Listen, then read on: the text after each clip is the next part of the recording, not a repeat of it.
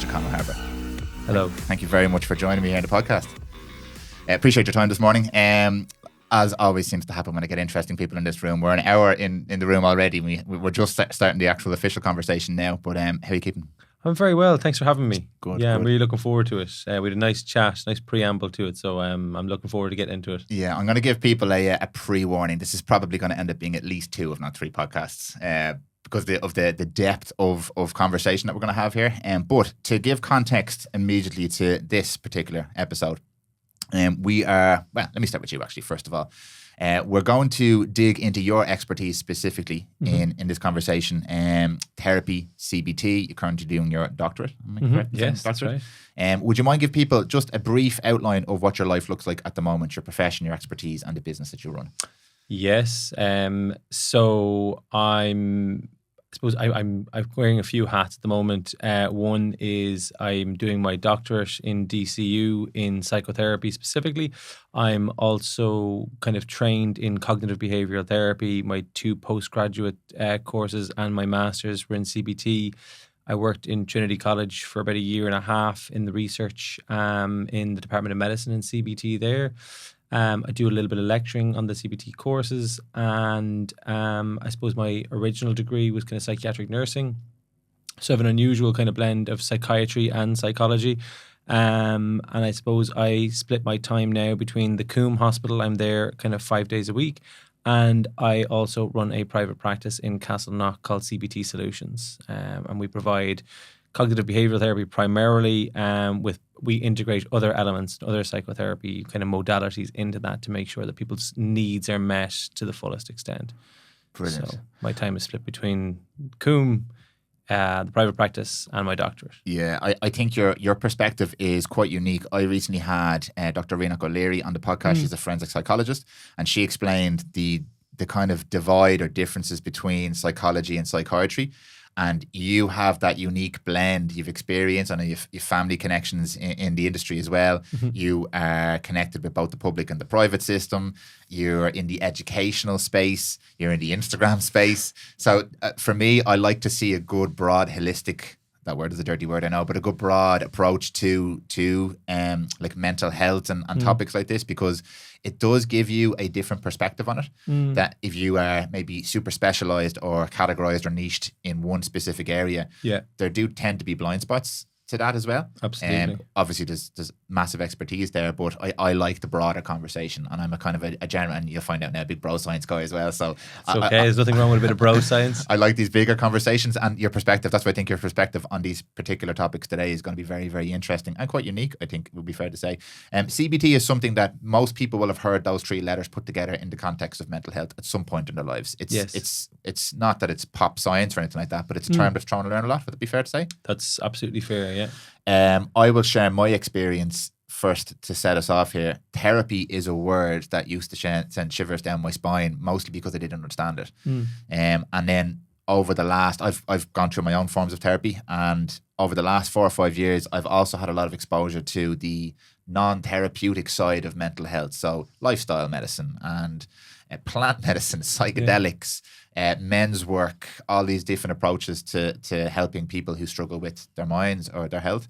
But the therapy side of things seems to be this, I don't know what the phrase I'm looking for here is, but it's this massive monster in a lot of people's minds sitting over here that indicates there's something wrong with you if you need therapy, or indicates that there's something under the surface that you don't want to deal with, but that a professional has to come in and pull out of you.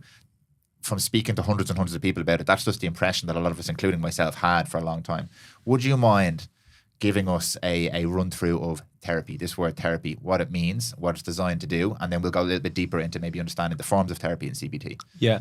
So I suppose the best way to think about therapy is there's 2 ways. You can internalize it and say that I'm the person, I've got a problem and I need help with my problem, or you can externalize it and say that actually the world is a challenging place and that I need to enhance my level of skills in order to deal with the world that I'm living in. And therapy is a way to convert kind of previous negative experiences that would have occurred to people and that act as anchors in their life that stop them moving forward. And if they are moving forward, they're moving forward in intense difficulty.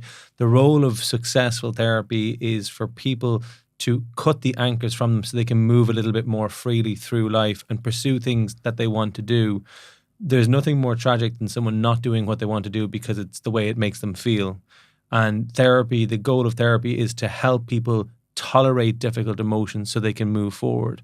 So, for example, I came to the podcast today. I naturally felt a little bit apprehensive, a little bit anxious. There's a certain sense my thoughts are, I'm going to be judged by people listening to this podcast. And thinking like that and feeling like that could act as a deterrent or something that makes me stop myself from going in here and doing it.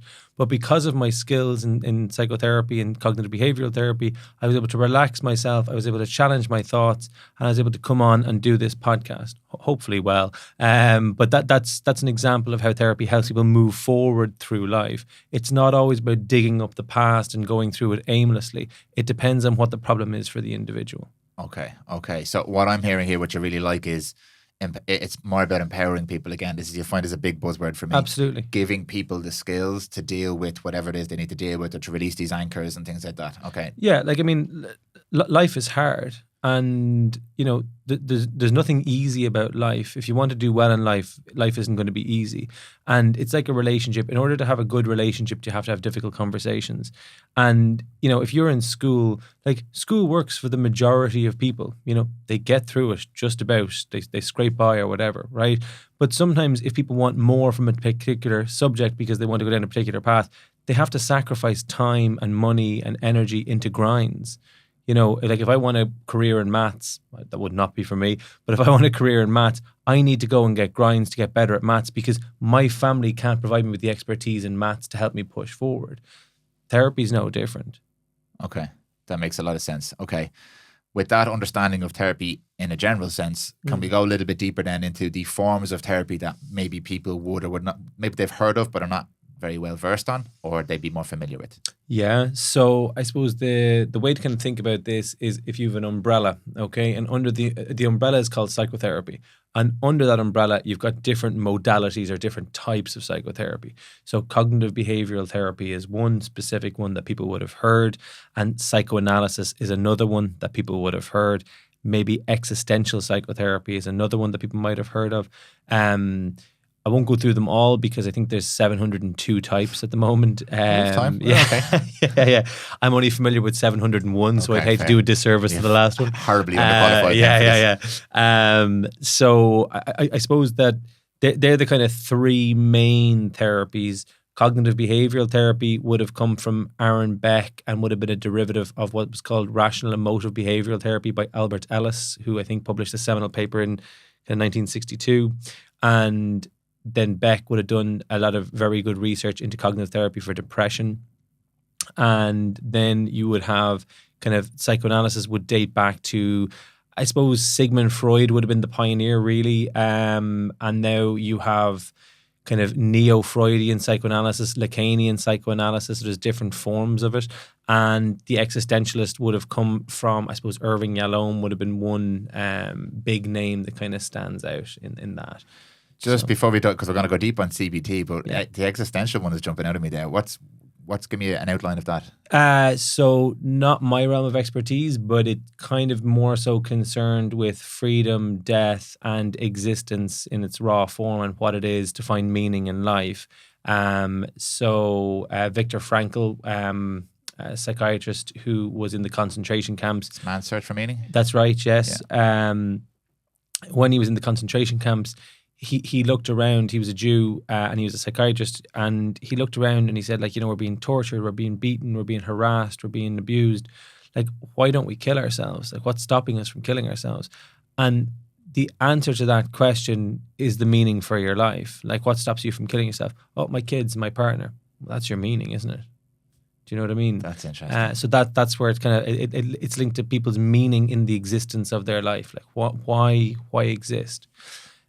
Okay. So does that answer that question? It does, yeah. And because you mentioned there's so many different elements, 702 or types of therapy or approaches you could take. It fascinates me in terms of are these mixed when you deal with a client or a patient, do you say, okay, well, I'm going to take a dabble from this or dabble for that, or have things like CBD developed to take enough of the tools that you would need to empower somebody that you just focus on CBT with that person? Or how does that process work?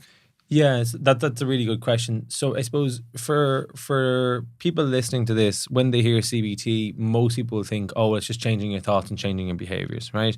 And CBT is divided into kind of 4 distinct waves, right? So the first wave was cognitive therapy. The second wave was behavioral therapy. The third wave was kind of more mindfulness, acceptance-based, emotion-focused therapy. And then the fourth wave is more kind of imagery work, okay?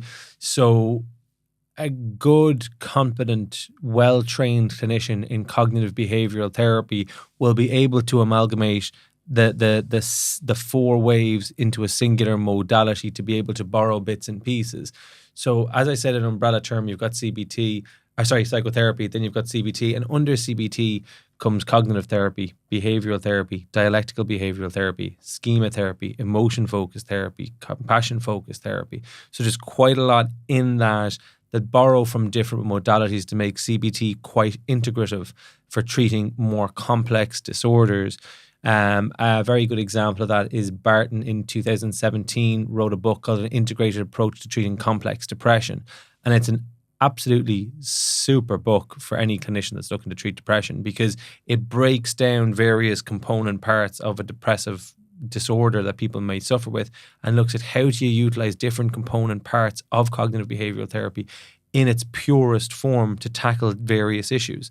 Whereas most people will, So you want to think about this as well as a selling point. Like CBT is a hot topic, and everyone and their mother who's practicing psychotherapy will have CBT trained, because when people are looking for therapy, they normally their first stop is the GP, and the GP normally will recommend cognitive behavioral therapy, right? And so when you go and look, it stands to reason that everybody's going to try and advertise CBT, because that's how you get, it's a bums on seats model, right? Yeah. So the problem is that I do a lot of private training for psychotherapists, psychologists, and some psychiatrists and doctors as well who are looking to upskill. So like I might do a few workshops on complex obsessive compulsive disorder, generalized anxiety disorder, depression, how to treat it, how to work with it, how to formulate it. And I get a lot of people attending my workshops, and they'll get their CPD and they get their certificate saying they attended, but they might take that and say, yeah, actually I'm CBT trained, but they're not.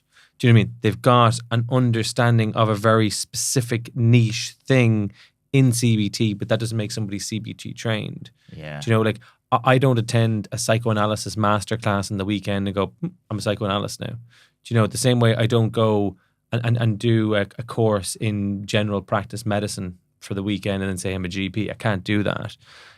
So it's more for people to be aware that when you're looking for a therapist that's offering CBT, like to what extent, like what clinical problems have they treated? How long have they been trained in CBT? What are their qualifications in CBT? Do you know what I mean? Where have they worked is a really important one. So for me, I worked in a locked psychiatric unit, and I would have, done a lot of CBT with some of the people who were there who were quite unwell. So CBT for psychosis and different things, as well as working in the secondary care psychology service in an inner city hospital. And again, you're meeting very complex cases which force you to learn a lot more. And so if you have treatment in a complex area where the patient's issues are complex and multifaceted, you're also in education and training, and you're also providing education and training, you're going to be a much better clinician. Whereas if I only work in private therapy where people are kind of presenting with anxiety disorders but aren't severe enough to warrant public service treatment, then I'm not going to necessarily develop a clinical skill set to be, able to treat more complex problems when they arise. And you do get very complex problems in private therapy in Ireland. Like they're extremely complex. Like there's a high risk people as well. Unfortunately, most private practices are terrified of high risk individuals. So if people are suicidal, they won't take them on, which I think is terrible. You know what I mean? For liability reasons? They're afraid. A lot of people don't know how to treat depression appropriately. They don't know how to treat it. They can't manage it. They can't do a crisis risk plan. It's a lot more of a psychiatric issue than a psychological issue. So they don't know how to do a lot of those kind of multifaceted pieces. They might not be able to link in with the GP or the adult mental health services and different things like that. They might not co-opt the family members or siblings or whoever to make sure they're kind of co-therapists and safety planning and stuff like that. So there's quite a lot that has to go into that to make sure people are looked after. So that's just another issue with kind of with therapy at the moment. Of course, yeah. What's a locked psychiatric unit? So people are detained under the Mental Health Act. So people who are posing a danger to themselves or to other people because they're so unwell. So people who are extremely suicidal, or people who have schizophrenia, who have delusions, or people who are extremely paranoid and have delusions, or people who have bipolar and they're extremely manic, they'll be brought into a psychiatric unit. You will get some of those people who are brought in voluntarily and they'll stay voluntarily, but then there are quite a few people there who don't want to be there, who are held against their will for treatment.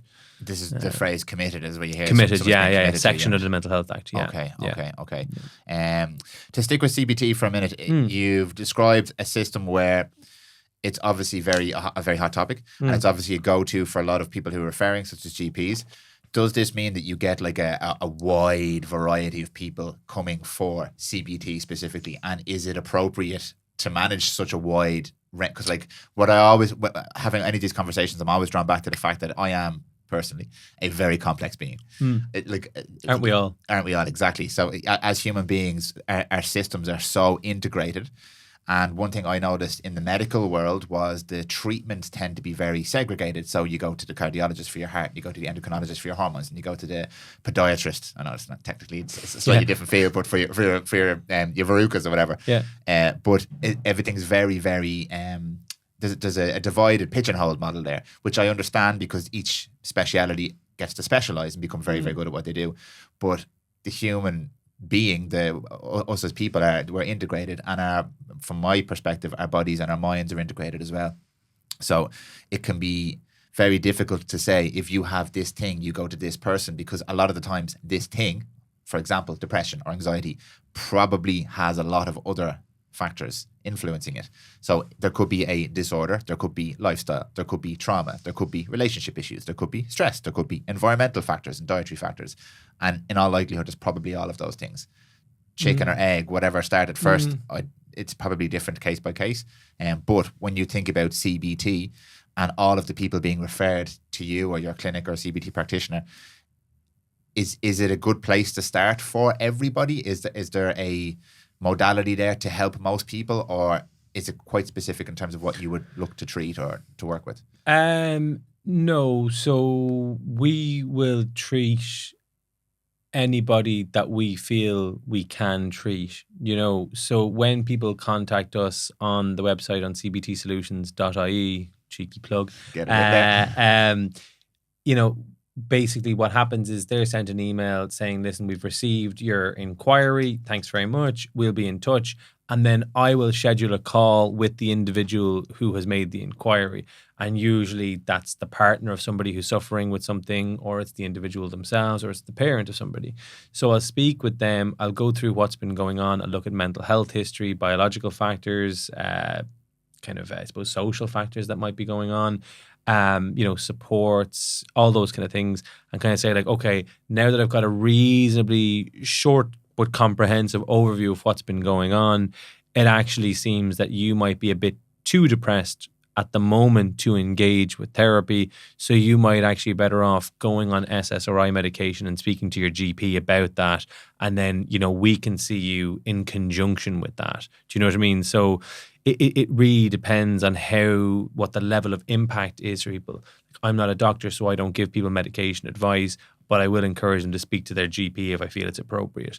I work in the psychiatric service in the HSE, so you meet people all the time and you kind of think, actually medication would be much more preferable for you, because the way to think about this is that you've got kind of levels of, let's say a level 1 to 5, just for the sake of argument, right?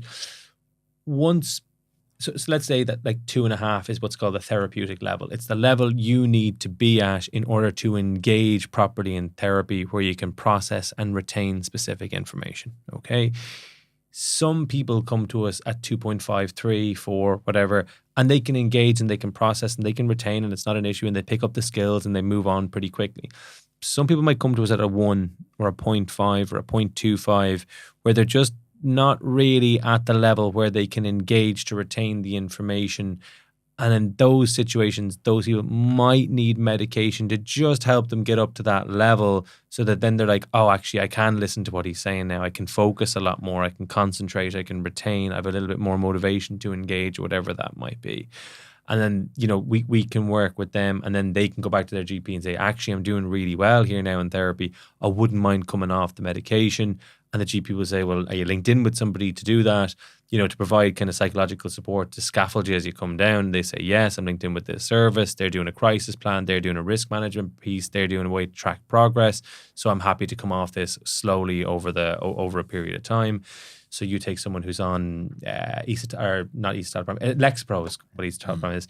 They might be on 20 milligrams of Lexapro for 15 years, 20 years. And they'll come to us. They might do kind of 10, 15 sessions with us. And they'll be like, oh, actually, I'm doing really well. And they might go back to the GP and reduce it to 15. And they might stay with us for a couple more sessions, more spread out, maybe once a month. Then they might drop it to 10. It just depends. But it's not so much that there's certain disorders we will and won't see. It's more, it depends on the severity of the disorder and how much of a block it is to engaging with therapy. That makes a lot of sense. You've just brought up something which I didn't have on the list, which is, I think, an extremely important part of this conversation. How common is the scenario you've just described where somebody will have that advice or have that support network there through yourself, GP, family, whatever, to recognize that the medication is simply a tool and not a cure? Because there is a very, very, very controversial conversation at the moment among all the different industries, the medical industry, the bro science industry, the Instagram industry, the holistic industry, around medications specifically for the three that come up all the time are depression, anxiety, and ADHD. And the opinion that I have developed over the years, because I always swing back and forth depending on what I'm listening to. I'd be influenced by lots of different factors, but the opinion I've developed now at the moment, as a non-expert, as an observer of what's going on, somebody with an interest in this, is that every one of these tools has a place, but the attitude and the intent with which we use and approach these tools is extremely important. And a lot of people will approach medications as the cure for a specific condition. When it comes to mental health, I find that a very rocky road, because as you've explained there, there's lots of different factors that can contribute to somebody struggling with depression, for example. And taking a medication and not acknowledging those factors, for me, is not particularly a very long-term plan for that person, because medications have side effects and we would all love to live medication-free. However, I like the way you've described that there, is using that scale there. This is a very effective tool for helping somebody engage with a service that they might not be able to engage with. A problem I've come across personally and with people I know, it's really hard to engage with therapy at certain points in your life. When you feel a certain way, you can sit in front of somebody who is working with you and providing a framework and a modality for you, and you can completely not engage with any part of that and get absolutely no help or growth or empowerment from that process, because you might be really struggling. And the medication potentially could help bring you to that level, where at the 2.5 or whatever, where you could engage with the service. But that's not a conversation I hear at all, really.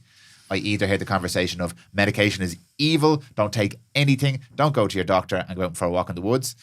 Or I hear medication is the only way. You have this, and there's these phrases, pill mills and all this kind of stuff. Like, you come in here, you have this thing, you get this medication, bye-bye, see you in a year for your new prescription. Yeah. So there doesn't seem to be a conversation in the middle a lot. I know it exists because, like, you just said it to me there without any prompt. Yeah. And there are people who think like this and practice like this, but we don't hear it. And if I don't hear it and I'm really interested in this and I'm invested in this industry, the average punter on the street probably doesn't hear this as well. So I think that's really, really interesting to hear you say that. Yeah, well, I think that's partially motivated by social media, right? Because in social media, the more extreme something is, either to the left or the right of an argument, is what gains traction, because it gains comments, it gains likes, and then it gets pushed up in the algorithms. That's what you get fed. So you're only ever going to get a polarized view of something. I'm not pro or anti-medication. I think that medication works in very specific circumstances for specific people. I think there are a lot of people who are on medication for years who are probably thinking about coming off it, but how do they do that? Like, when you think about change, right? Because that's what it is, like coming off medication or whatever, or thinking about going on medication or whatever that might be. Like when you think about change, what do you think the biggest motivator for change is? What do I think the biggest motivator for Yeah. change is? I think the biggest motivator for change personally is pain. Yes, Yeah. Is that the right answer? absolutely. There you Yeah, go. Okay. pain, distress. Yeah. Like if you drive the same route to work every day and there's minor inconvenience, 3 out of 10 inconvenience, you're not going to change your route. You're going to keep going. Do you know what I mean? But then you've got one day where it's like a 7 out of 10, but you're like, sure, look, it's a 7 out of 10. It's fine. I'll get on with it, right? Now, if you have a 7 out of 10 for a full week, you'll very quickly change your route, right? And so for a lot of people, they rat like a 7 out of 10 or a 6 out of 10 level of pain, which is what prompted them to go on medication in the first place. The medication's brought them down to a 4 or a 3.5, and they're like, do you know what? Like, it's not great because it's more of a numbing sensation, but God, it's a lot better than what it was when I was really anxious or really depressed. So why would I give that up to go speak to some random guy in a room about how I feel or my childhood or my parents? Like, I don't want to give that up. I don't want to lose that. And I suppose that's why I'm not pro or anti-medication. Like, what works for you is what works for you if you feel that you're maximizing your own potential of your own life. And that it's a recognition that in order for things to change, you need to learn to tolerate distress. Like distress is okay. Like feeling sad is okay. Feeling lonely, feeling anxious, feeling afraid, feeling happy. They're all okay. Like they're just emotions, and emotions come and go. But what you have at one end of the spectrum is that most people come to you and they're like, I really want to be happy, which is just a terrible goal, because like, what do you do when you're at a funeral? Like, are you going to go around with a smile on your face? Probably not. So like, and those people who really want to be happy, it's because they feel quite anxious or quite sad or quite alone a lot of the time. And so like, but in order for you to actually be content and fulfilled, you need to be okay with being alone, or be okay with feeling abandoned, or be okay with whatever emotion comes up. Because like when you're really sad, you're never more alone than when you're sad, because when you're really sad, you feel like no one knows how sad you are. So you feel like it's just abject sadness. You're lost in it, and you can't connect with people. And that's what gets people stuck in life. But then they go on medication, like it numbs that. It turns that dial down. They're like, oh, I can go to work, I can get on with my partner, I can manage my kids, I can do what I need to do. That's fine. They do really well. And there's no problem with that if they're happy taking medication for however 20, 30, 40, 50, 60 years. But a lot of people aren't actually that happy with that. They just don't know there's alternatives out there. And the problem is that a lot of people have tried therapy before. And the problem with therapy in Ireland is that, well, there's a lot of problems with it, so I won't go into all of them. But one of the big problems with therapy in Ireland is that there's a lot of therapists out there who are charging what I would describe as a sweet spot, right, of maybe €70 a session, right? And that is a lot of money to some people. But if you have two people who are working, let's say 2 teachers who work together, it's like, and your partner's distressed, it's €35 each, and your partner comes out of that and they go, yeah, I feel much better. You're like, oh, Jesus, okay, thank God, because I don't have the skills to manage this. So I'm just glad you're okay, right? So you're not going to miss that.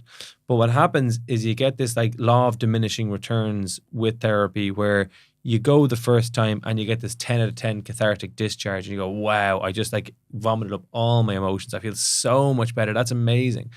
And then the next time you go, it's a 9 out of 10.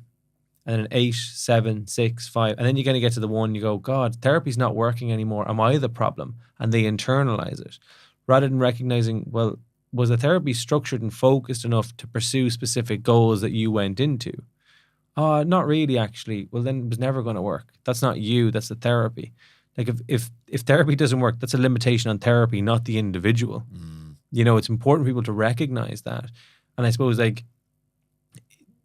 that sweet spot is charged because people haven't made big investments in education or wherever location, lots of different things, so they can charge that, and people will come.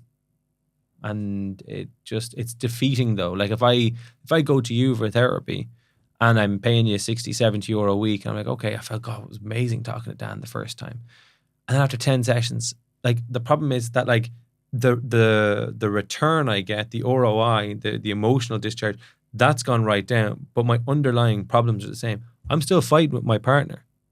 Yeah. I'm still being bullied by my boss. I still haven't learned how to be assertive. I'm still grieving the loss of my mother. I'm still anxious when I go on nights out. I'm still depressed when I come home on the weekend. I still feel very alone. I still can't connect with friends. I still feel like people are judging or people are whatever. It's like, well, then therapy hasn't efficiently gone after what your actual problem is. And if you go to therapy, the goal is to take this nebulous that is life, this kind of haze that people look into and say, right, okay, there's actually a lot of moving parts here. There's that, you have maybe a few different issues going on. That's okay. So do I. Do you know what I mean? But like, how do you take that and you funnel it right down to something that's really specific? Actually, I feel really anxious when I go out. Go out where? Oh, when I go out into the shops. Okay, what shops? My local Super Value, actually, specifically, or any shop in my locality. Okay, what do you worry is going to happen? People will judge me. Okay, and how does that make you feel? It makes you feel really anxious. That's your goal, to deal with the level of anxiety you feel when you go to the local shops and to challenge the thoughts around people judging you. That's a very specific goal. Whereas most people are like, tell me about the shops. What are the shops to you? That's not what people are coming to therapy for. Do you know what I mean? Yeah. But that's the sweet spot. That's where people can charge it so people will come, you know? I think if someone listens to that last 7 or 8 minutes of you speaking there, they will have gained a huge understanding of kind of fundamental the human condition, I think. Because this is something that's taken me 10 years to try and wrap my head around, again, from an observer's point of view, from someone who's been in the medical industry, but just observing how everybody interacts, the professionals, the people, from my own personal experience, my own relationship with myself and my partner, my children, the amount of conversations I have on this podcast with people from different industries. What you've just said there, you touched on a couple of really specific areas, how difficult it is to change, the problem with the framework that we have to support people who struggle. Because in parallel to what you've just said there as well, somebody might spend a long time building up the confidence or the energy to go and speak to a therapist, and that first person might be somebody who doesn't have the required skills, and whatever about 5 or 6 sessions of cathartic release, that one session could be enough to turn that person off therapy forever, because they have a pill that they pop that makes them feel better immediately, and they've gone to this person and have had an awful experience, or it hasn't worked immediately, and that might have closed the door on therapy forever for them. Yeah, and medication's cheaper. And right? medication's cheaper, it's easier, it's less resistance. And I'm always really conscious when I'm saying stuff like this, because like we're going to talk about another phrase about responsibility in a second, but this is not a judgment piece. I used to be quite judgmental in my thoughts around this, and that would come through in my speech. But this is just who we are as humans. I want the path of least resistance because there's less pain, there's less friction. I am wired that way. I'm wired to look at an easy bush full of berries or a walk up a mountain with lions and go, the fucking bush full of berries will cook to me. Of course. Because that's how I'm going to sort my problem out right now. I'm hungry. So that's literally how we're wired. And that's why I say the framework isn't there. And you've just described it so beautifully. It's not an effective way of understanding the human condition and understanding that we as people need help in the transition phase. Yeah. We need help to understand the tools available to us. We need help to when I worked with them, the doctor I used to work with, I used to see how much better their outcome was when it was a collaborative effort. Yes. He would actually say, this is your health and I am here to help you with it. Not, you need to do this, this, this, and this. And the person would go, hold on a fucking second, you're the doctor, you're supposed to fix me. And he's like, no, I don't fix you. I'm going to help you with your health. Yeah. And all of a sudden they were like, oh, it's my health. I can talk, I can ask questions, I can express myself, I can do things that feel right for me. And even that bit of understanding, it's so powerful. So that's the empowering you're talking about, isn't it? Yeah, that's why I love that word so much, like to feel empowered. And I suppose just for people, like I know how difficult it is to get services. Like, we are a specialist service. We're offering a very high level of psychological interventions to people, which is why, you know, we're a practice that's based in Dublin, where it's not exactly cheap to operate. Do you know what I mean? Whereas, like, you know, there's plenty of people who live in the countryside or you know, and live and they can charge the sweet spot, and that's fine. But the problem is that, like, you know, I suppose my practice is a bit of a last chance saloon for a lot of people, where they're like, you know, I've kind of been to see 3 or 4 therapists and none of them have worked, and I'm really like, if this doesn't work, I don't know what I'm going to do. And say, well, that's okay. That's okay. We can work through that together. We can work through the anxieties together. And then you hear what the therapist has said, and it's like, oh, just think positive thoughts. Or, you know, well, try not to worry as much about that, because, like, look at the positive things that are going on, and, like, you know, say your affirmations in the mirror, and, you know, just be grateful for all the things you have, right? And I think there's nothing more tragic than being grateful for everything you have, because if you've worked for something, why are you grateful for it? You've earned it. Do you know what I mean? Yeah. There's nothing more denigrating than looking in the mirror and go, I'm grateful for this, I'm grateful for that. No, I'm not grateful for it. I've earned that. I've worked for it. You know, don't become a second-class citizen in your own life. If you get up every morning and you work and you get your TV and you get your, you know, whatever, and you're looking like, I'm so grateful to have this. Like, be mindful that it's nice to have it and appreciate it. Don't be grateful. Like, you've worked for it. Thank yourself. Like, it wasn't handed to you. So, you know, be grateful to yourself, if anything, not for what you had. You know, it's important for people to recognize that. That is so interesting. There's a conversation that comes up, not necessarily in the mental health space, but in a lot of different spaces, about building evidence for yourself about the type of person that you are. And I find the times when I personally feel low, down, anxious, whatever, is when I am believing a story rather than looking at the evidence, looking at the facts of where I am. And oftentimes, again, that's what I need help with. I need somebody to provide context for me. Like you explained that about the shop. I'm nervous going to the shop, but you've helped me to understand, no, I have anxiety because of this specific set of circumstances. Let's look at that. Let's look at the facts around that. Yeah. But facts are very, very difficult for emotive beings. Absolutely. And I suppose, like, you know, this is something that Eugene Gendlin, he's a philosopher, brought up, which is what's called the known versus the felt sense, right? So I might know I'm a good therapist because, I don't know, I have a waiting list, or people give me chocolates at Christmas, or whatever it is, right? And I might know that logically the evidence is there, right? Or people say, God, you're, you know, whatever. But I might feel like a fraud, or I might feel like I'm useless. Do you know what I mean? And so, like, that comes up for a lot of people. And and this is where the CBT becomes a little bit more advanced, because, like, you do that kind of logic, evidence-based building for people, and they kind of go, well, you know, do you think that person is judging you? Well, yeah, I think they might be. Well, would you judge them? No. So why would they judge you? Actually, yeah, that kind of makes sense. Actually, I don't know why. Right, so you're mind reading them. And are you psychic? No. Right, so why do you assume you can mind read? And you can kind of break that logical piece up with people, right? Whereas then they might still feel like they're not good enough. Do you know what I mean? I know exactly what you mean. And so in that situation, you're looking at targeting the emotion that is there, that belief system that they have about themselves. Because if I don't think I'm good enough, and I go out in public and I look at you and you look at me, I've projected my negative beliefs about myself onto you, assume you think that about me, and you're judging me for not being good enough. And even though I can point out all the logic in the world, it might alleviate the anxiety somewhat, or the dread or the shame or the guilt somewhat. You're still left with this intrinsic sensation that, yeah, I'm useless, or I'm a failure, I'm not good enough, or, you know, I'm ugly, or I'm incompetent, or whatever that might be. And it's about kind of targeting that kind of self-esteem piece in people that leads to that big change as well. So Melanie Fennell is the big self-esteem expert over in Oxford, who's written quite a few books on it. And CBT for low self-esteem is it's actually excellent. It works really well. And that's just not a plug because I do it. It actually does work very well. I have a lot of clients who have come to me, and they're in a stage of their life where it's not that they're desperately unhappy, but they're just far away from happy and far away from content and fulfilled. And they're kind of they're almost like a passenger in their own life, and they're just drifting through it. And so they come to me, we do a bit of assertiveness training. We give them skills to identify certain thoughts, challenge certain thoughts, emotional regulation strategies. And then we take behavioral experiments and put that into place where they have to go and do certain things, notice the thoughts come up, notice the emotions come up, and then practice the skills in that moment. And then they come back and they're like, okay, I did this. Here's where I stumbled. Great. Every time you stumble, every time you make a mistake, it's a learning opportunity. Let's learn here in session and go out and do it again. Rinse and repeat. And then people are like, God, I can actually sit in, Starbucks by myself now on my laptop or whatever it is, or I can actually, I can get on the bus now, or I can go into work and I can engage with people a bit better, and I make better eye contact now when I'm talking to people. And before I would have avoided eye contact because I think they were judging me, and I can actually reclaim a part of my life. And you take that and you expand out to different parts of their life to help them pursue what they want to do.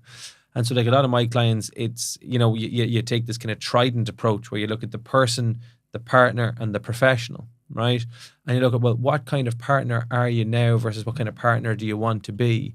Then you look at the professional. What kind of professional are you now? What kind of professional do you want to be? And how do you get there? And then same with the person and the personal growth. And you help all three converge so they become the person they want to be, which is hard and it requires time and effort. But when they do it, they're like, oh my God. Like, not only do they usually get a couple of promotions, or they might change job into something that they enjoy a lot more, but they become a lot more happy in their relationship, and they become a lot more content in who they are as a person, and the communication improves across all the domains, you know? And so, like, that's what real cognitive behavioral therapy is about. It's about pushing people to become the best versions of themselves. This is fascinating for me, right? So I'm going to ask you a question here. I need your help with something. So, please don't ask me how to spell CBT. How do you spell OCD? I want to phrase this in a very clear way.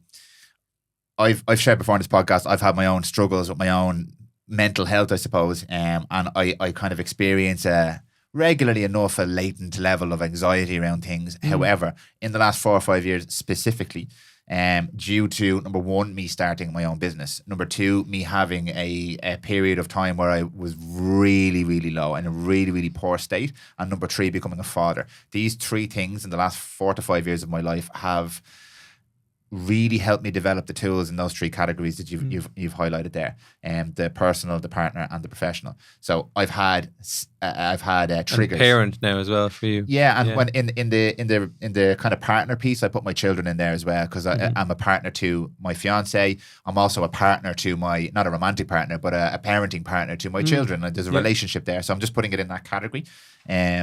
So I've started to develop a lot of those areas in my own life, and I've noticed incredible improvements in my self-talk, my mood, all of these metrics people would talk about for mental health, all of these boxes you would tick. Congratulations. Thank you very much. And it's been really, really empowering for me. And this empowering thing. So let's call me an example of person A. I've been very fortunate, and I've had lots of help, and I've had lots of support, but I've managed to understand that these areas in my life, if I work on these, I feel better. Amazing. There's a direct link between me working on these areas. And in what way have you been fortunate? I've had a good support system there. Right. I had a lot of people who were really proactive in helping me to understand this. And also, I was in an industry where I had access to people, friends and peers and mentors who understood what I was going through, could recognize in me things that they had experienced, and were able to share their experiences, which I found massively valuable. So the reason I say I'm fortunate, I happened to be in this industry. I didn't necessarily seek any of this out. It was there, and I was able to recognize it. And I'll take your previous point about I earned some of what I feel now. Definitely, I've done the work, some of the work. But I was fortunate just to have that around me, that I could tap into, I suppose. So let's call me person A. Okay. And then person B is potentially a version of me who still feels the way I felt back then. Really low mood, anxious, poor thoughts, very poor self-talk, depressive incidents, and that's something I want to talk to you about. Where is the line between something that is a clinical issue, a diagnosis, something that needs a significant intervention, and person A, who was able to significantly improve all of those markers through lifestyle and work and my own form of therapy, I suppose, because there was a lot of talk and a lot of coaching and a lot of guidance and some formal therapy as well. Is there a line that you personally would draw, or that the industry would draw, between this is a person who has depression, because this is what you hear sometimes, and this is a person who is in a state of depression? Because I would identify myself as someone who was in a state of depression. My mood was depressed. Was it low or depressed? I don't know the difference, which is what I'm asking you, because it was really, really low, really, really bad thoughts, some suicidal ideation. I've spoken about this before. That's depression, yeah. But I don't feel like I had a condition. I felt like I was in a state, and I was able to work out of that state. That's what I feel like, but I don't know what. God, I'm really sorry to hear that. Yeah, no, thank you. Yeah, and I don't say this I share this because other people sharing this with me really helped me understand myself a bit more. So I say this in the hopes that somebody would hear that and go, okay, that's okay. That's okay to be like that. But what's the line? What's the line where we look at a depression and we look at somebody who needs this kind of support and coaching? Or is it the same thing? I don't understand that conversation, because there's an argument, which you're probably aware of, is this is depression and you have depression, and then people become identified with depression. And I didn't feel like that, but I felt all of the things that people say depression is, but I didn't feel like I had a condition. I didn't identify with it. So I suppose like there's been recent moves in the psychological community to get away from disorders and diagnoses, and like one of them is what's called the power threat meaning framework, right? And another way of looking at it is what's called like transdiagnostic processes, right? So processes that play out across anxiety, depression, or OCD, or whatever it is, right? And I suppose that like it becomes a problem for people when it's stopping them from doing what they want to do, or it's holding them back in some area of their life to a point where it's detrimental and has a compounding impact. So like you are, as you said, fortunate to have the support network around you. People maybe kind of go, listen, you're not doing so well here, buddy, what's going on? And they can chip in and have a conversation, and then you get a bit of a cathartic release. And then you're like, okay, but also you've had a few things work out for you that you're like, okay, well, the business is set up and that seems to be going pretty well. Congratulations. Thank you. You've had kids. Congratulations. Thank you very much. And you're engaged. Congratulations. Please congratulate my partner for all three of those. Yes, I will. She was the stimulus for all three. Shout out to Dan's partner. And I suppose that like behind every great man is a better woman kind of thing. You know what I mean? You're good evidence that if she's that supportive for you. And I suppose that I don't use that phrase in a joking nature, because what I really mean by that is that in order for people to thrive in life, they need a support person, somebody that will take them at their worst, regardless of how they are, and be like, look, this is okay, we'll get through this, and someone to kind of guide people out.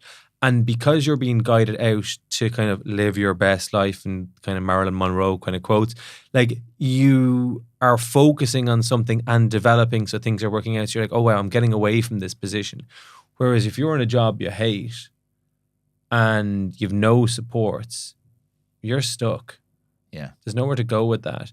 And your partner might be, I don't know, they might just be preoccupied with their own life and not notice it, because depression can be quite insidious. Like it develops over time.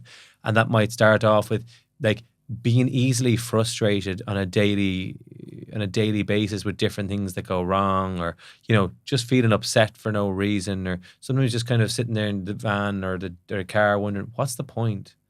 Like, why am I bothering with all this, right? And asking kind of questions, right? And so like, or contemplating maybe, God, would it be easier if I just, not that I want to kill myself, but I do think about killing myself. And then you have what's called a passive death wish, which is, I don't want to kill myself, but like, if a bus hit me today, I'd actually be happy enough to dip out, like, and I wouldn't have the responsibility of suicide. So people would be like, oh, it was an accident, So like, if you have those things, and a lot of people have them, but that's a sign that maybe things aren't going so well. Again, that's okay. Like, life is pretty shit sometimes. Life is pretty hard. And there's very few breaks that people actually get in life.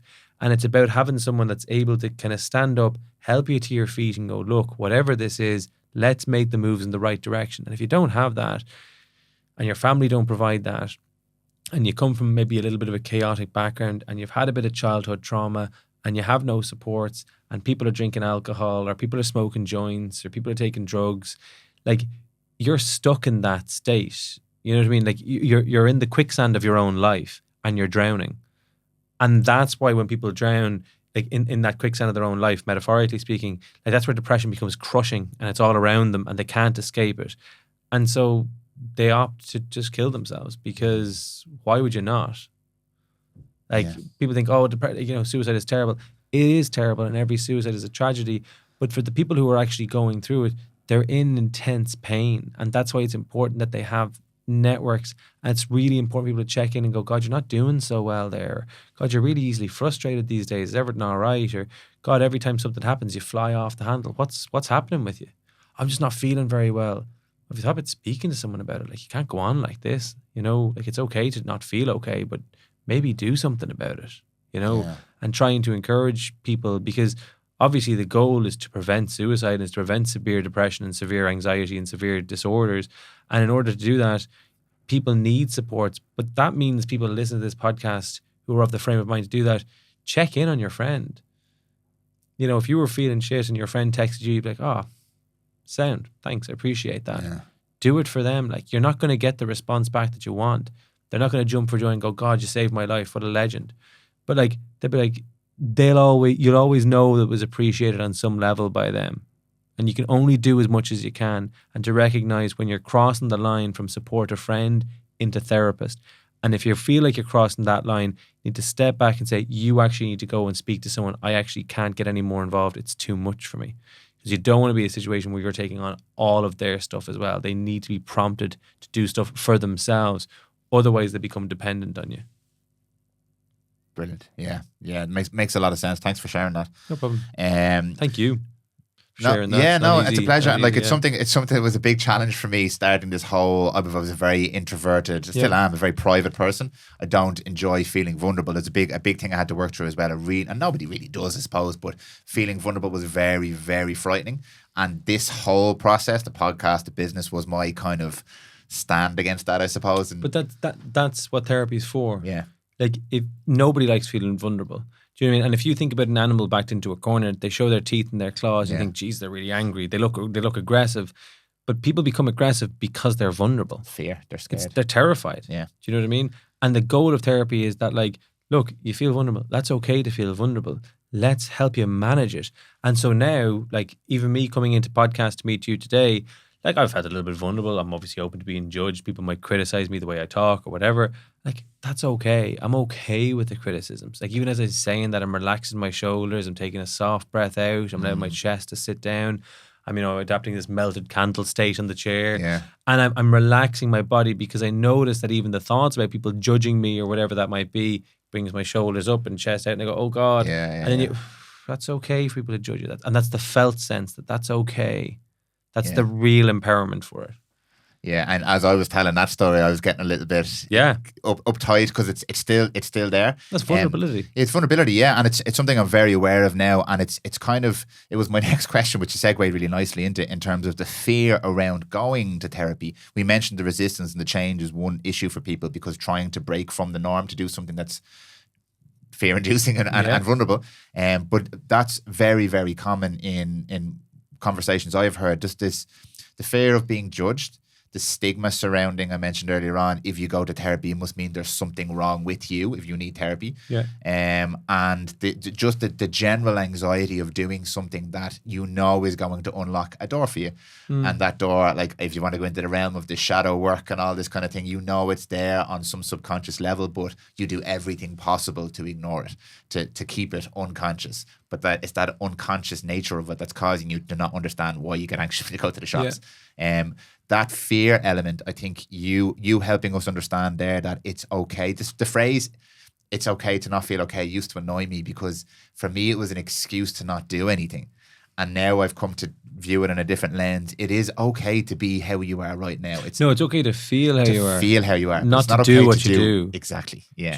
Having a mental health problem is an excuse for bad behavior. I'm going to let you develop this one, because absolutely. Like, it's okay. Like, you can't control your thoughts, and you have people go, oh, I can control my thoughts. Well, if I say Ferrari, what color comes to mind? Green. Red. He's broken me. So that's an automatic recall. Like, we can't control thoughts. And what happens to people is that they think they can control their thoughts, and they put a lot of effort into controlling them, right? And the problem is that then they kind of relax and they go, oh God, I'm thinking about all this stuff that I don't want to think about. I really need to go back. And they're exhausting themselves cognitively. And what happens as well is that emotionally, they think it's bad to feel the way they feel. Like, it's okay to think, like, you think whatever you want. Like, it's not going to impact reality. Like, but people think if I think about bad things happening, bad things will happen. Well, like, that's fine. But then you kind of investigate that and you go, okay, well, if I think about myself having a heart attack right now on the podcast, how long do I have to think about that before I have the heart attack? And people are like, oh, it doesn't quite work like that. Well, that's convenient. So how does it work then? Do you know what I mean? Like, if I think about me crashing and dying on the M50 on the drive home, would that happen?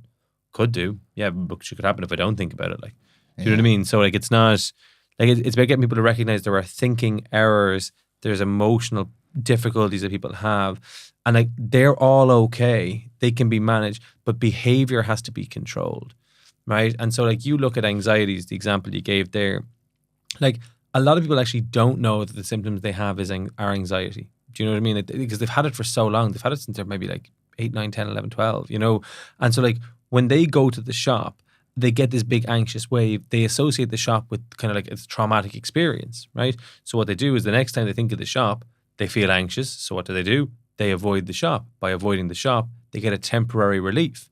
And they go, whew, that's better. I avoided the shop. I sent my partner. And that reinforces, good idea. Keep sending your partner. I'm getting stuck in this cycle now. So right? this would be a maladaptive behavior. That's exactly. Yeah. Okay. And so so if I send my fiance to the shop because I feel anxious about it, she goes, yeah, of course I'll go to the shop. Oh, thank you for going to the shop. I feel so much better. And then that reinforces the next time, well, you go to the shop again and I'll do something else in the house. And then it's kind of convenient for her because like I might clean while she does the shopping, and let's say she hates cleaning and she loves shopping. You know what I mean? It kind of works out. But actually long term then she goes away with her friends or she goes to visit her family for a week. What do I do for shopping? Yeah. Well, that was a massive hurdle. Now I'm really stuck. Do you know what I mean? But it's the same thing that occurs in the workplace. Like, let's say you have somebody who's treating you unfairly in the workplace. So they want to think about this in a spectrum where you've got people pleaser down one end. People pleaser down one end and narcissist up the other end, right? Like a people pleaser will always internalize mistakes and make it out to be their fault. And the narcissist will always move the goalposts. So the people pleaser will always think it's their fault the goalposts are being moved, that they didn't meet the criteria. Do you know what I mean? Yeah. And so the goal is to never be either one of these and to come into here, which is assertive. And people think people pleasing is about keeping people happy. It's not. It's about avoiding other people being disappointed in them. Yeah. That's what it's really about. Skirting the discomfort. Yes. I don't want people to judge me. I don't want people to think badly of me. Oh God, that brings on shame. So I'll keep people happy. So you text me and go, do you want to go to the cinema at 9 a.m. on a Sunday morning? And it's like 20 degrees outside. Like, no, I absolutely don't. But I'll go because I can't stand the idea of you being on your own and being disappointed I couldn't go. But now I'm sitting there going, I don't want to be here. Yeah. Why can't I say no to people? What's wrong that I can't say no? And I internalize that and I see it as me having the problem. And so this is where therapy kind of comes in and go, well, let's practice that. So you kind of get a list of people in your life, you learn the skills and cognitions, how do I challenge that? How do I deal with the emotional work? And then you take the easiest person on that list and you go, well, let's practice saying no to them, right? And what the challenge for people who are kind of more in the people-pleasing category is that when they're transitioning out of being a people-pleaser, they'll find that a lot of people they're friends with don't want to be friends with them anymore because they were friends by convenience. Do you know what I mean? And that's the part that they're like, oh my God, I'm only realizing now that all the people I thought I was friends with, a lot of them aren't really that close to me. You know, so like if every time I want to go to the cinema and you're available, I'm like, yeah, she'll text Dan. Sure, he's going to be there. Circumstantial, yeah. Yeah, it's perfect. It's so convenient. And then you start going through a therapeutic process of change and you're like, actually, Conal, I can't make it on Saturday. Can you do Sunday? I'm like, no, I can't do Sunday. Then you start to go, oh. So then you try and invite me a few places and I can never be free. But then I'm always texting you to meet, but you don't. I'm just like, oh, do you know what? He's not convenient anymore. I don't want to be friends with him. Yeah. You know what I mean? And there's a huge difference between people using their free time to see you versus making their time free to see you. That's very different. An assertive person will be respected and liked. The people pleaser will be liked but not respected. And the narcissistic person will be feared. Yes. You know? Yeah. So that's the way to think about it. What would you rather be, respected and liked by some but not by all, or kind of liked by everybody, but the problem is you can't keep everybody happy all the time. You'll eventually have to pick sides in various dynamics, or this person who's just out on their own, this narcissistic person, you know? Yeah. So again, the role of therapy is to do that kind of assertiveness work with them. It's really, there's a lot of popular conversation nowadays around therapy should be a part of everybody's life. And it's interesting. And I think why I was asking this person A, person B question, and like even you talking about going to the shop and anxiety, the language around that is I'm experiencing anxiety or I have anxiety. And I think even the language is important for people too, because not identifying yourself with that emotion, just understanding and explaining to yourself that I'm experiencing this emotion because of something, and I can deal with the behavior or the environment or the circumstance. You can't necessarily deal with the emotion. So one is empowering. I can do something about this. I can seek help. I can gain support. And one is completely disempowering. I have this condition that there's nothing I can do about it, and I need somebody to fix me or to give me something that will help me. Yeah, and nobody's broken. Nobody needs to be fixed. Nobody needs to be fixed. And there's language around being fixed as well, which is slightly controversial. But I think the people saying everybody should have therapy, you the last kind of 45 minutes there of you speaking have really demonstrated how we can, yes, therapy is an option to support us and a tool, and we can develop these tools that will support a healthy life going forward. And this is an ongoing project that all of us should probably be invested in at some level. Most of us, I would say everybody listening to this podcast, because people who listen to this tend to be already interested in personal development. Already, they're spending probably about 2 hours today listening to us specifically speak about these topics. They have an interest in this for themselves, for their family, for their friends. So they are probably people who also experience levels of anxiety, levels of low mood, levels of high mood. They're trying to understand themselves a little bit more. They're trying to develop the tools. They're trying to empower themselves. So I would say almost every single person listening to you speak for the last little while there have recognized in themselves a lot of the symptoms and a lot of the behaviors that you've just explained. Yeah. Because I most certainly have. Yeah. Which leads me to really double down on the idea that we all do need our own form of therapy. Now, in cases... So I'll jump in on that for a second. Please go, yeah. So I don't think everybody needs therapy. I think some people need therapy. I think most people benefit from therapy. Much better way than So, like, the way I see it is that there are certain people out there who are in suboptimal arrangements in life, and maybe they're not happy in their relationship but don't know how to get out of it or don't know how to make it better. They're not happy with the type of parent they are. They're not happy with their working situation. There's lots of things that people aren't happy with. I mean, that's life, right? But that doesn't mean you have to suffer it indefinitely, right? Those people would benefit from therapy because it's a way to kind of work on various things to help improve the quality of specific things in their life, and they might not need medication or anything like that, right? The people who need therapy are more people who the anxiety is stopping them from doing things that they really want to do, or stopping them from doing kind of like acts of daily life, like going to the shop or getting public transport or meeting friends, or, you know, they're actively kind of depressed and struggling, or what are they, you know, they've significant post-traumatic stress disorder, or they're washing their hands with bleach, or they're having, you know, intrusive images all the time and they don't know how to manage it. Those people might need therapy. Okay. And so, like, if you imagine that you've got a scale where those people are like a kind of a, you know, 7 to 10, right? Like, the goal with the 7 to 10 is to move them into the 5 range, and then you move them into the 3 range. Do you know what I mean? Yes. And then the people who are at 3s, they've got a couple of problems, but they don't really need to do anything to sort it out. But that might come a time in their life where that 3 goes up to a 6, and they're like, geez, I need to do something about it. Do you know what I mean? So it's about kind of seeing things on a kind of flexible spectrum that ebbs and flows. That's how I would see therapy being beneficial. And it's unusual to own a therapy practice and say not everyone needs therapy. But I suppose, like, there's no point in some people going for therapy. It depends on what level of change they're at as well, and how willing they are to engage too. So, and people in the, call it the 4 to 2 to 1 range, who are going about their daily lives, and the people who don't need therapy, is the language correct to say that there are other things that they can do that are therapeutic for them and to provide them with the release, the support, or the outlet that aren't formal therapy? I suppose I think this is a language thing I'm being you're right. focused on here now. Yeah, so, like, I mean, the way to think about this, right, is that we engage in the world, right? So in Ireland, and like we speak English, right? And so most of us speak enough English. We also speak Irish. Thank you very much. Tabroner, Tirkan Chonga. But, like, you know, we can get through the day speaking that language, right? But then there are certain challenges that come up that require an emotional language or a psychological language. And for most people day to day, they have enough psychological or emotional language that when problems come up, they can deal with them, okay? But then there's people who, when problems come up, they go, not going to deal with this. And they've like a filing cabinet drawer in their head, and they throw the difficult documents into the bottom drawer and they slam the door, right? But the documents are going in a ham kind of fisted way. They're scattered and they throw them in. And that's fine. There's nothing wrong with doing that if something's a once off. But then they have to do that every day for a similar problem. The drawer gets full, and then one day you open it and it just explodes and stuff goes everywhere. And they're like, I don't know how I got to this level. Yeah. Because I didn't feel the pressure of the drawer building up. But that's because it builds up by like a percentage point every day. You're not going to notice it. So, like, it's about recognizing, you know, where are you today right now, and how did you feel 3 months ago? God, I actually didn't feel great 3 months ago. I actually still haven't really changed. Well, are you happy with the way you're feeling? Are you content? No.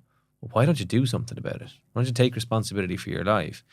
You know, and people would say, oh, well, you know, it's the cost and therapy's expensive. And well, I mean, everything's expensive. I mean, when you go on a night out, you're going to spend what, €150 probably in that range. Can't remember the last time I went on a night out, so couldn't tell you. Me neither. But between taxis and, you know, drinks and different things, Easy, I'd say, yeah. You know, you'd easily clean it off. Yeah. And I mean, like, when people go for therapy, you're not paying for the time that you're there. You're paying for the expertise of the clinician, which is why it's so important to get a good clinician. Like, I go see my consultant and I have to pay about €140, €150, and I'd say my bum is in that chair for maybe 3 to 4 minutes and I'm out the door. I'm okay with that because I'm paying for expertise. I'm not paying for their time. And I could probably find a really cheap doctor that I could go to, but I'm not going to get the same level of care, and I kind of prioritize my health. And I think that there's a huge shift that's occurred in Ireland in the last kind of 4 to 5 years. And I think COVID gave everyone a collective reason to have problems. So before COVID, if you were depressed, something wrong with you. It's not, I don't know what's wrong with you, but you have something wrong with you. Do you know what I mean? Yeah. Whereas when COVID came about, it's like, yeah, I'm really depressed. Of course, it's COVID. Everything's COVID. Do you know what I mean? I'm anxious. COVID. Do you know what I mean? I've OCD. COVID. Do you know what I mean? I've relationship problems. COVID. You're living with her too long. Do you know what I mean? It's like everything was COVID. So we had a collective reason for everything. Do you know what I mean? Yeah. So it gave people a sounding board to work off the same hymn sheet, which reduced the stigma around it. And it's fantastic for people because for the first time ever, they're like, yeah, it is okay actually to be a bit depressed. It is okay to be depressed up until a certain point in time, but then something needs to happen to change that. Like, it's not okay to be depressed for a year and a half. Like, do you know what I mean? Yeah. So like people have kind of flipped from spending money on therapy to investing in themselves. And I think that flip has been really important for people. And I do empathize with people because it's very hard to get specialist psychological intervention. And there's plenty of people charging that sweet spot, kind of the cheaper end of therapy. But the problem is that there's so many of them doing it, you don't know who to go to. And most of them, if they're charging that, it's because they don't have that level of qualification that people are looking for to get the best quality. Yeah. You know what I mean? And then we have people living down the country. But it's hard. But I suppose that's the goal of online therapy as well, is to help people recognize that online therapy is just as good as face-to-face therapy. There's been plenty of clinical trials that have proven that. The only time I wouldn't recommend online therapy is that if you're dealing with domestic violence or an abusive partner and they're in the house with you and you're talking about them, or if you're dealing with intense psychological childhood trauma. They're the only two situations that I'd say, therapy is probably not good online. Yeah. Otherwise, if it's anxiety, depression, OCD, it's just as effective online. And the benefit of online is that the geographical limitations, they're gone. They're out of there. You can just log on now and you can meet someone who's probably one of the most specialized people in the country in Dublin from your study room in your house, or your TV room, or whatever, you know what I mean? And so like it's about making sure that people recognize that too. So they're like, oh, I can't find anybody. Well, have you tried online? Oh, I don't really like the idea of it. Well, what's the other option? Sit there and kind of continue to be kind of depressed. Yeah, maybe I should try it, or kind of be anxious. Like, why don't you try it? And if it doesn't work, then don't go back. Yeah. But at least you can hold your head up high and say, do you know what? I tried the online, or I tried the face-to-face. It's not for me. That's okay. That you're not the problem with that. The therapy might be the problem there. Do you know what I mean? It's really important people recognize that. Take the responsibility of therapy not working off yourself sometimes. Now, if you've been to 15 different therapists and it's not working, there's a common denominator. Yeah, you know what I mean? Like, you can only do so much there, but... Yeah.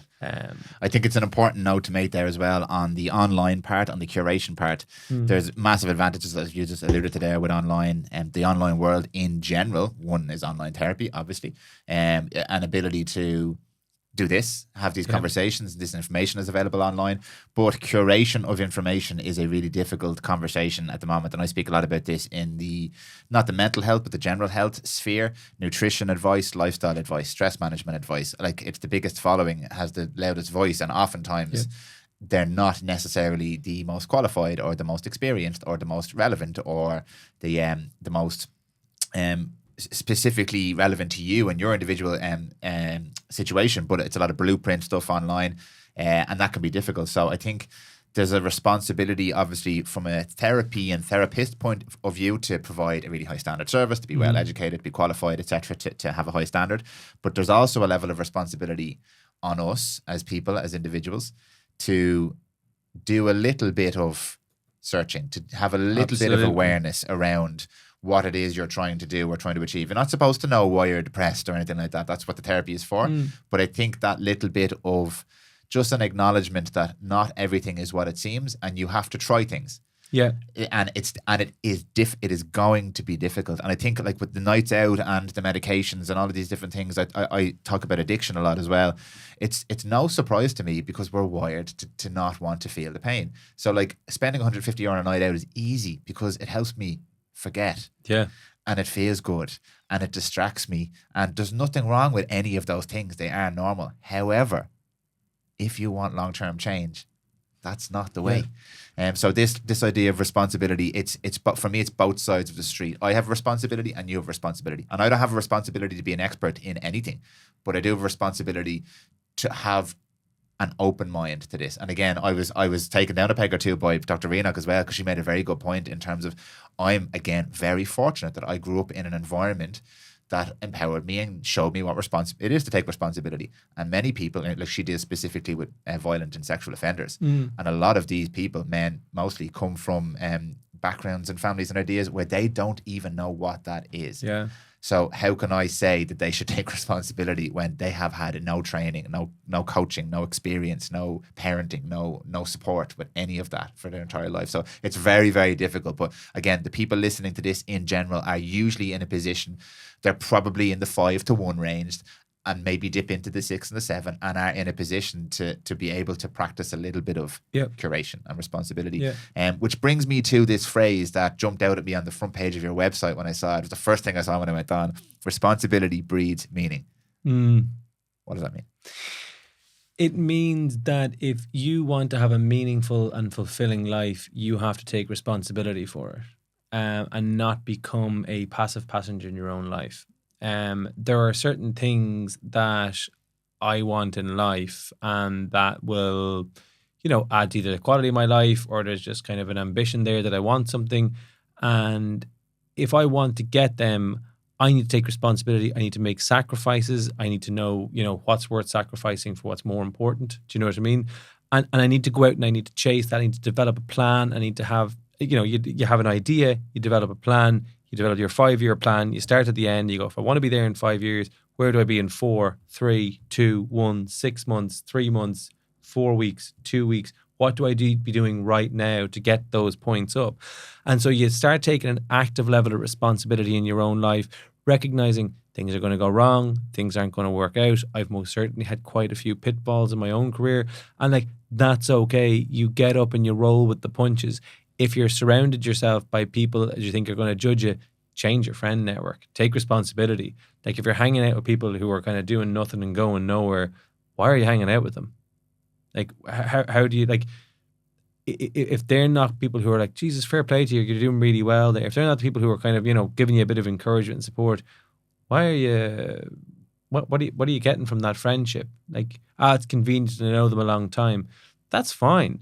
But it's important then that you put them into banter mates rather than kind of professional, network. And you try and develop a professional network. And if you want to go and have a few pints with them, or go in and chill out, play a game of golf, or meet up with them and do certain things, Grant, do that. It's not about you need to kind of rip off everything, but it's about recognizing that as you move up through life and as you go through various sections of your life, people you were friends with 10, 15, 20 years ago, you just have less and less in common with them. If you go off and, you start learning Japanese and you become really high up in, some Japanese department in Japan, you and I are probably going to have a little bit less to talk about. It's a very specific example. It is very specific. I don't have a friend that did that, but I suppose I'm just kind of giving an example of how, different paths lead different directions. And usually what stops people making those steps in the path is, how am I going to be perceived? I don't know what I'm going to do. I'll never be able to manage that. I don't have the support. That looks like a lot of work. If it looks like a lot of work and that's what's putting you off, you're not cut out for business anyway. You're just not the right person for it. and that's why sometimes going to therapy can be very helpful for people to be like, okay, well, what do you actually want to do and why? Like, what's that going to give you that you don't have already? Oh, and it helps people flesh out ideas. And that might only be 2 or 3 sessions, people just to flesh out ideas. Like I do a lot of business coaching with people, and I might say to them, what does that look like? What problem are you solving here? What are you hoping to achieve from that? What does it actually look like day to day for you? How much time, energy, money, investment do you need to do that? How are you going to do that? Talk to me about your business plan and help them get that set up. And you go, there you go off and do it. Yeah. Come back if you need a bit of advice and support. Go off and do that. Like therapy is a scaffolding ground of safety to kind of allow people to come, flesh out a few ideas, give them a bit of support, help them develop a plan, and then push off and do that if that's what they want to do. But it's about taking responsibility for their lives. Because if you don't, like you take someone who's afraid to go to the shop because the anxiety is too intense, that's really common. Loads of people are really afraid to go to the shop. Loads of people, like a very common OCD intrusive thought that people have is, they'll have sexually intrusive thoughts and they're terrified to tell people that. They're terrified because they don't know what it means. So for like a lot of grown men, they walk past a playground or they hear a child, they'll have a sexually intrusive thought about abusing the child and they get really distressed and think, oh my God, I must be a paedophile. Do you know what I mean? If you're distressed by the thought, you're not a paedophile. Do you know what I mean? But for those people, they don't know that, so it's very hard for them to take responsibility because they're so afraid. Do you know what I mean? And it's about kind of recognizing that actually therapy is a place where you take whatever you're afraid of and you give it to somebody else and you let them hold it and they say, yeah, actually, I understand why you feel like that. Yeah. That's okay to feel like that. Now that it's okay to feel like that, let's do something about it. Yeah, it's a very complex message. You've done a great job there of, not to be patronising, but you've done a great job there of explaining that. This idea of responsibility can come across very judgmental, and not to take the hard edge off it, because I believe that there's a certain line that you have to draw in the sand for yourself. Absolutely. And you go, past this line, it's my responsibility. And I really like the phrase, it's not my fault, it's my responsibility, because a lot of things aren't our fault. Yeah. But it doesn't mean that you can't take responsibility for the situation or the activity or the action, whatever it might be, and move forward with that. And I have this, I want to hear what you think about this. This is the way I look at this now after trying to develop this talk quite a lot. I think that there's a lot of people who aren't in a position to be able to do that because of the reasons that Dr. Renock shared with me through their environment or whatever. But I think there's enough of us, and I include myself in this. I'm very fortunate to have a very good upbringing, a good network. I meet people like yourself. I have a real opportunity here to develop as a person and to become a good person, a better person in terms of what I want in my life. And I think by me doing that, I'll be able to facilitate and help less fortunate people. So I think any of us who are in a position to take this extreme level of responsibility, we will be able to help the people who aren't. So the conversation can't be around, well, Dan, we can't all do that. So most of us can, is always my thought on this. Most of us, anybody in my peer network anyway, not anybody, but a lot of people, there's some people who are in situations where they don't have a lot of options that I have. But a lot of us have a lot of options and a lot of choices that we can take responsibility for. And my belief is if we do our own personal development, engaging in support, I think it puts us in a better position to be able to support other people then, maybe those who If they want it. If they want it, yeah. But it puts us in the position to be able to do it. So I don't think the point of, well, we can't all do it is valid. It's not valid for me because, yes, there's always going to be people who can't do things. But what about the people who can? And that's a lot of us. And if we do those things, we then can facilitate and help the people who can't, if the only thing holding them back is their circumstances. By us being in a better position personally, we can help. And the social media thing annoys me because the virtue signaling and the thumbs up for everyone around the world where we're not taking care of business right here at home is it's a difficult thing for me to swallow when it gets emotional and angry, when people are shouting at each other for not supporting specific causes or for political issues in other countries. I think they're all awful. I think it's terrible. I'm not completely disengaged from that. But we could start a little bit closer to home and take a bit more responsibility on an individual basis. They're my thoughts, but it can come across very judgmental, and it's not at all. I'm just kind of sharing my personal thoughts and experience on that. And you've kind of created a version of that yourself from a professional standpoint too. Yes, we need to take responsibility. Yes, there is support there for people who struggle a little bit. But most of us can do something, even if doing something is just seeking out a little bit of help. Yeah. That's still doing something. Doing nothing doesn't get a pass. It doesn't get a pass in most cases. In a lot of cases, but I suppose like if you grow up, if you grow up in I love that mic. If you grow up in an environment where you have a mother or father who's depressed, like chances are that parent is going to be quite critical of you. And that's going to lead into a self-belief that you're either not good enough, or you can't do anything, or you're incompetent, or you're useless, or you're a failure. And you inherently believe that. And so you enter a state of what's called learned helplessness, where even though you know life is not what you want it to be, you're just like, there is no way out of this. Do you know what I mean? And there's John Norcross talks about these stages of change. I don't know if they're necessarily his, but he talks about the stages of change. And you've got pre-contemplation, contemplation, and action are 3 of them, right? And the idea that, like, you know, in order for someone to be successful, to do therapy successfully, insofar as you can measure that, is that they need to kind of come at the action stage where they're like, all right, that's it. I'm gung-ho. I'm ready to do something here. There's an intent. There's an intent. I want to get something out of this. Yeah. Whereas a lot of people are at the contemplation stage or the they haven't even thought about it. You know what I mean? And they're quite happy almost being unhappy because it's a natural affective state for them. They're not, sorry, when I say happy now, they're not like, oh my God, it's brilliant, like life's not working out for me. Yeah. They're like, they're comfortable. They're comfortable in the discomfort of it. Yeah. Do you know what I mean? And they're like, and because they can't see anything out, it just feels like this is it. There is no way to improve things. And if people feel there's no way to improve things, you're inevitably going to be stuck for the rest of your life. And it's important for people to step back and go, do you know what? I can improve things. Things can get better. I'm not useless. Like, I don't even know what that means when someone says I'm useless or I'm not good enough. Like, at what? Be specific. Yeah. Oh, I'm not good enough. Okay, in what context? Oh, at anything. Be specific. Is that as a father? Is that as a partner? What is that? Do you know what I mean? And that's one of the big problems that occurs that stops people taking responsibility, is this kind of depressive cognitive rumination that occurs for people. And so, like, one of the things that happens in cognitive rumination, which is really interesting in terms of kind of, I suppose, deflating people and kind of zapping the energy to progress, is you've 2 things. You've got rigid thinking and self-focus, right? Yeah, the 2 things independent are pretty okay, but when they wrap around each other, you've got a serious problem, right? And what happens is that people's mood dips and they kind of get this feeling, right? And when they kind of feel like that, they kind of think, well, God, what's wrong here? Like, there's something wrong something wrong with me inside, right? And what they do is they ask questions to try and deepen their conceptualization or understanding as to why they feel like that, right?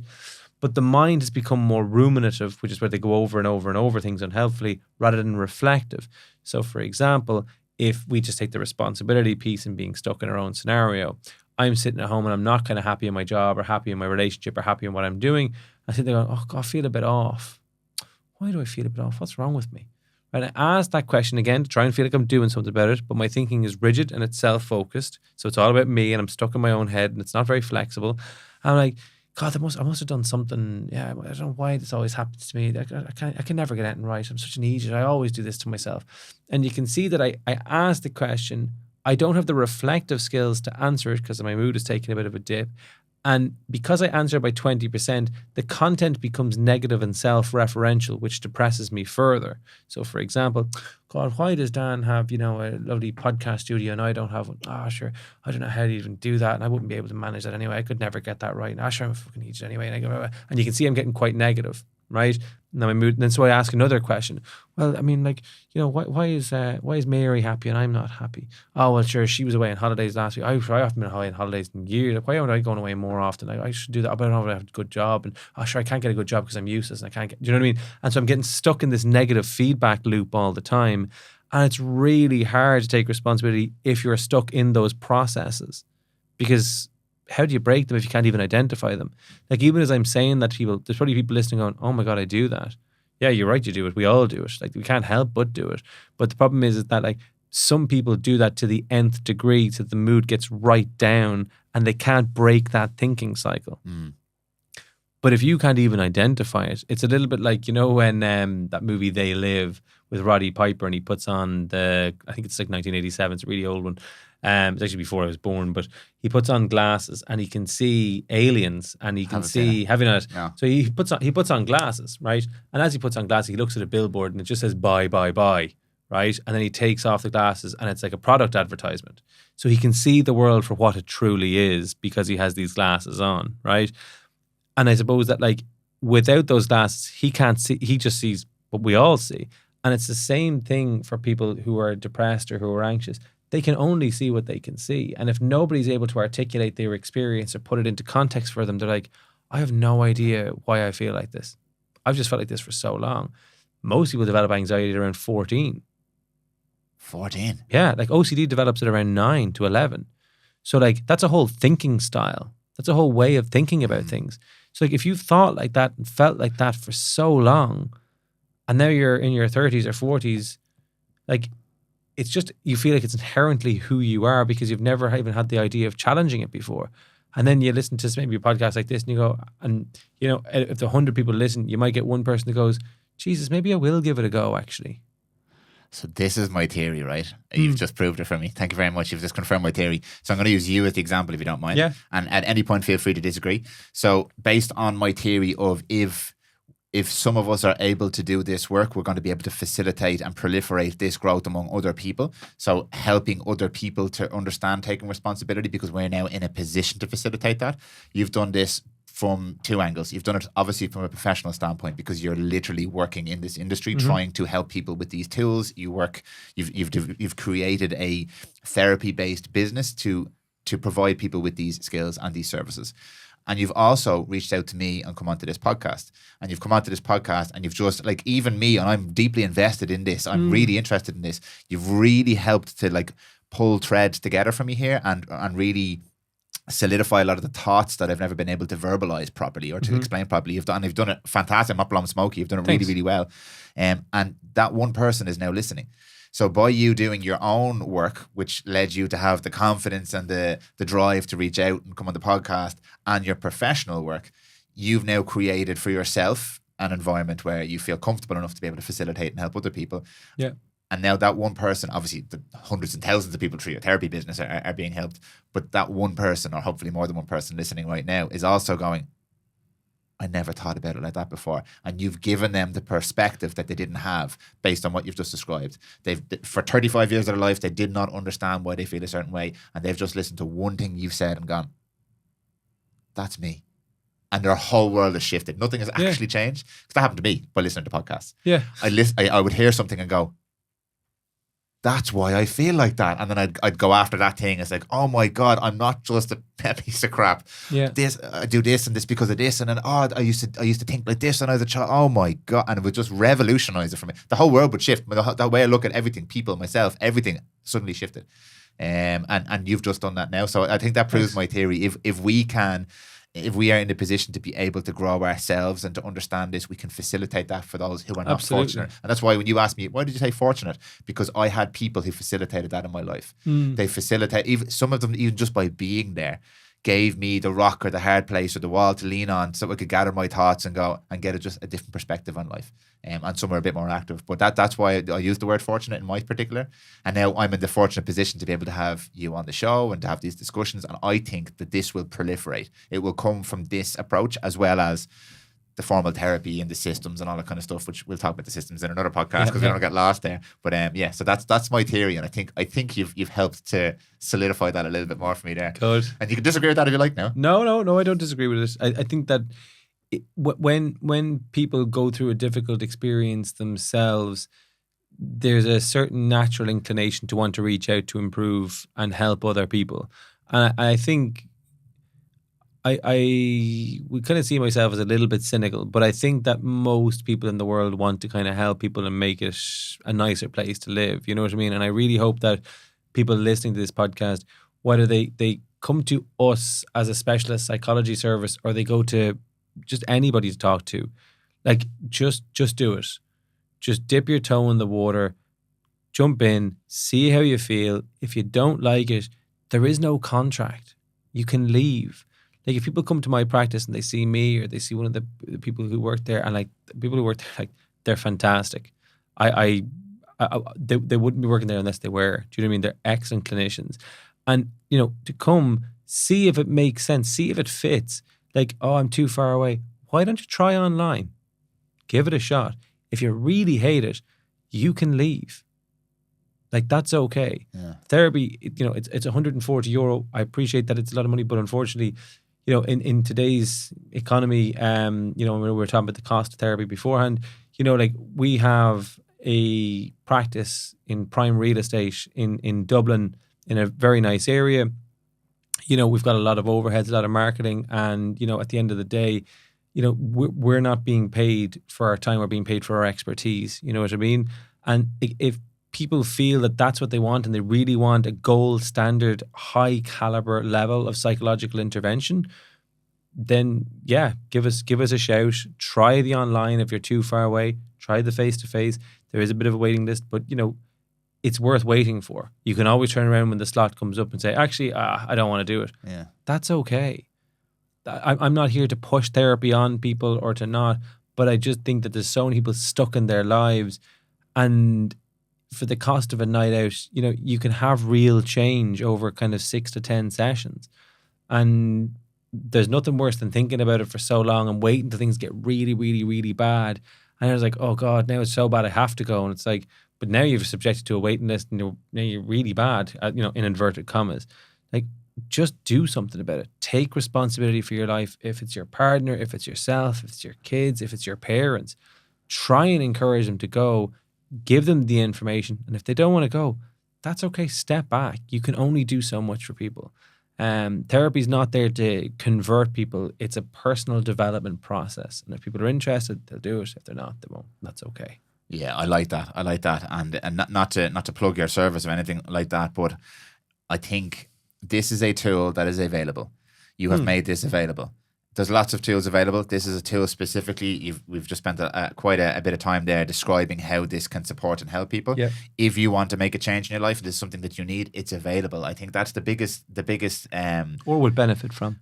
Or would benefit from. If you need or would benefit from, absolutely, yeah. And it's like anything, and it's like we talk about this in the context of performance or sport or work, or if there is a goal that you have, an outcome you desire, there are requirements along that path. If you want to run a marathon, you need to train for the marathon, and there's no getting around that.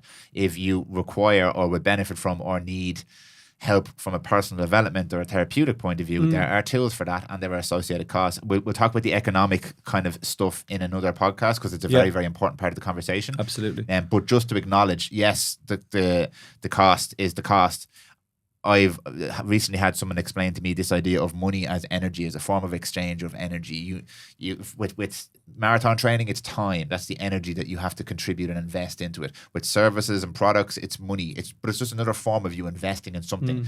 And you only invest in something if you deem that it's going to add value to your life. So me looking at things in that context changed the way that I spend money or spend time. Or is this something that I want? This is an outcome that I want? Is it something I could benefit from? Okay, here is the requirements for that specific thing, and if I want to ignore those requirements, I'm probably not going to have the outcome. So I think I just want to add that framework. It's not a caveat, but it's just how I like to look at these things. 100%. Yeah, appreciate that. And I think you've explained it quite well. Okay, so I have you for a little while longer. So we're going to do something a bit more, I'm not going to say fun, probably not fun, but it's going to be just a little bit more pacey now. We're going to go through a couple of there was a couple of topics that really jumped out at me when I was going through the content that you produce, which is excellent, by the way. So well done on the content. And I say that because I'm involved in the online world. There's so much shit online. It's very, very, there's a lot of clarity and I feel a lot of compassion and understanding going through the content. That's what came to me when I was reading through the content. And there's a couple of topics that really jumped out at me as things that would come up in conversation that I'd love your input, expertise, of course, and conversation on. Let's do it. So I'm going to randomly go through some of these, right? Quick fire, let's go. Quick fire. Passive aggression. Talk to me about passive aggression, how that manifests and what it looks like. Yeah, so you tend to find people who don't know, passive aggressive is making off the hand comments or judgments or throwing shade at somebody and seemingly out of nowhere, right? So having an inappropriately aggressive reaction to something, but it's not an overt display of aggression, okay? So why does it happen? People tend to suppress their own needs and not talk about what's going on for them. And then things build up and then something goes wrong and then they use that as an opportunity to lash out.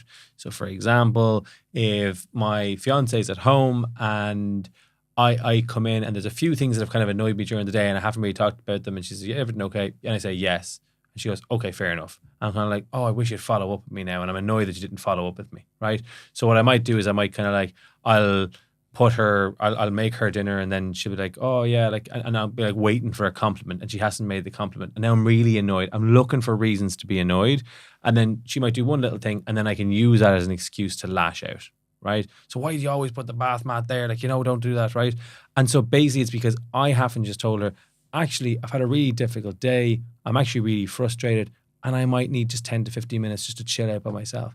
I don't know how to express my needs. I don't even know how to identify them. And so I'm locked in with them. So they're like bubbling up inside me, and I'm looking for something to go wrong. Okay. And as soon as it goes wrong, I use that as the kind of the whip to use. Do you know what I mean? You tend to find this an awful lot in relationships where the communication is not clear. And so what you'll find is that people are kind of living busy lives. Obviously, they're kind of, it can at times be ships in the night, but also relationship dynamics change. Like, and you probably noticed yourself having kids, that the dynamic between two kind of young people together, kind of young, in your 20s, you're kind of like, oh wow, this is great. And then you have a child. And what happens is two people who lived in silos now need to converge to become parents.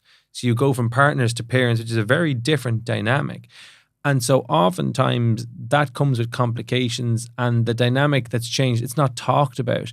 And there's no meta communication in relationships. And so communication is what we're doing now. We're communicating back and forth. Meta communication is communicating about communication. And so having a check-in. So about like, Dan, so after this podcast, I might go, how do you think I came across to you in the podcast? Did I come across as passive aggressive? Did I come across as too jovial? Did I come across, like, how did you find me? And you would say, oh, you came across as grand. And I might say, well, can you expand on that a little bit? What was good or bad about it? And people don't do that in relationships because they're like, sure, I've been with her for ages. I've been with him for ages. It doesn't matter. We always get on well. It's like, well, how do you know that? You're making assumptions. You know what I mean? Like you're making assumptions on specific things, and that's what makes people passive aggressive. Is that they don't express needs, they make assumptions, and then they lash out because they haven't expressed. And the goal of successful therapy is that it's about like, well, how do you identify the process of passive aggressiveness? So usually what happens is a person suffers a problem in their life that leads to kind of emotional difficulties. They don't express the emotions, and they get emotionally constipated, right? And what happens is they have that a few times, so they're really emotionally constipated. And that one thing that goes wrong is like an emotional laxative, and it just goes everywhere. You know what I mean? And then they're like, oh God, I made such a mess. I can't believe I've done this. I shouldn't feel. And then they feel so bad about what they've done that they then go above and beyond the call of duty to make it up to somebody. Okay. Right? And then the cycle repeats. And then they make it up to somebody, and they're like, oh God, I really shouldn't have let loose at Dan earlier, and I feel really bad. You know what? I'll take him away for a night to somewhere nice for dinner, right? And I bring you to like a really nice restaurant, right? That I kind of can't afford, but I've kind of committed to it now. And then afterwards, I'm like, oh, I should have done that. I kind of regret that now. It was a lot of money, actually. I kind of, he was kind of in the wrong for what he did anyway. And then I'm kind of like, I'm stuck now. And then I'm getting a little bit annoyed at you straight away again. Do you know what I mean? Yeah. And we go out and we have a few glasses of wine, and we get drunk, and we have this kind of drunken exchange where we feel like everything's fine, but it's not. Like, cutting comments have been made, but we haven't addressed them. So how will the relationship ever continue on? Like, it's just going to be a rinse and repeat, which is why you see couples, they have these passive aggressive spats. It's like, oh, let's go out for a few drinks and forget about it. Why? Like, you're going to do that for the rest of your life. What kind of model is that for your children to witness? Yeah. Like, why don't you actually sit down and go, listen, I said some things that were pretty hurtful. I'm actually really sorry. I know I overstepped the line. I didn't mean to. And, for the other person, like, they might not respond very well, but that's actually okay. You need to be the one that's assertive. You know what I mean? Yeah. And so what you have is, if you kind of think about this in terms of what's called transaction analysis, right? Where you've got kind of critical parent, healthy adult, and then kind of child mode here, right? Is that like, if I make a passive aggressive dig at you, right? And this is me in critical parent, you might respond with a passive aggressive dig. So we're both clashing on a critical parent level, right?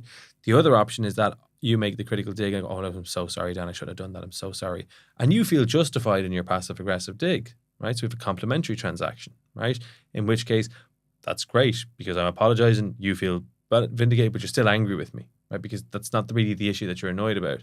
And eventually that continues to a point where I kind of go, okay, I'm not sorry anymore, actually. Do you know what? F you. And then you're kind of like, yeah, well, F you back. And then you start apologizing. I shouldn't have been angry for that long. And we kind of end up between this kind of parent and child dynamic in the relationship, right? So it goes parent to parent or parent to child, right? This is a cross transaction. This is a complementary transaction, okay? The other option is I can meet you at healthy adult, which is where you make a passive aggressive dig and I might just let that slide for a few minutes.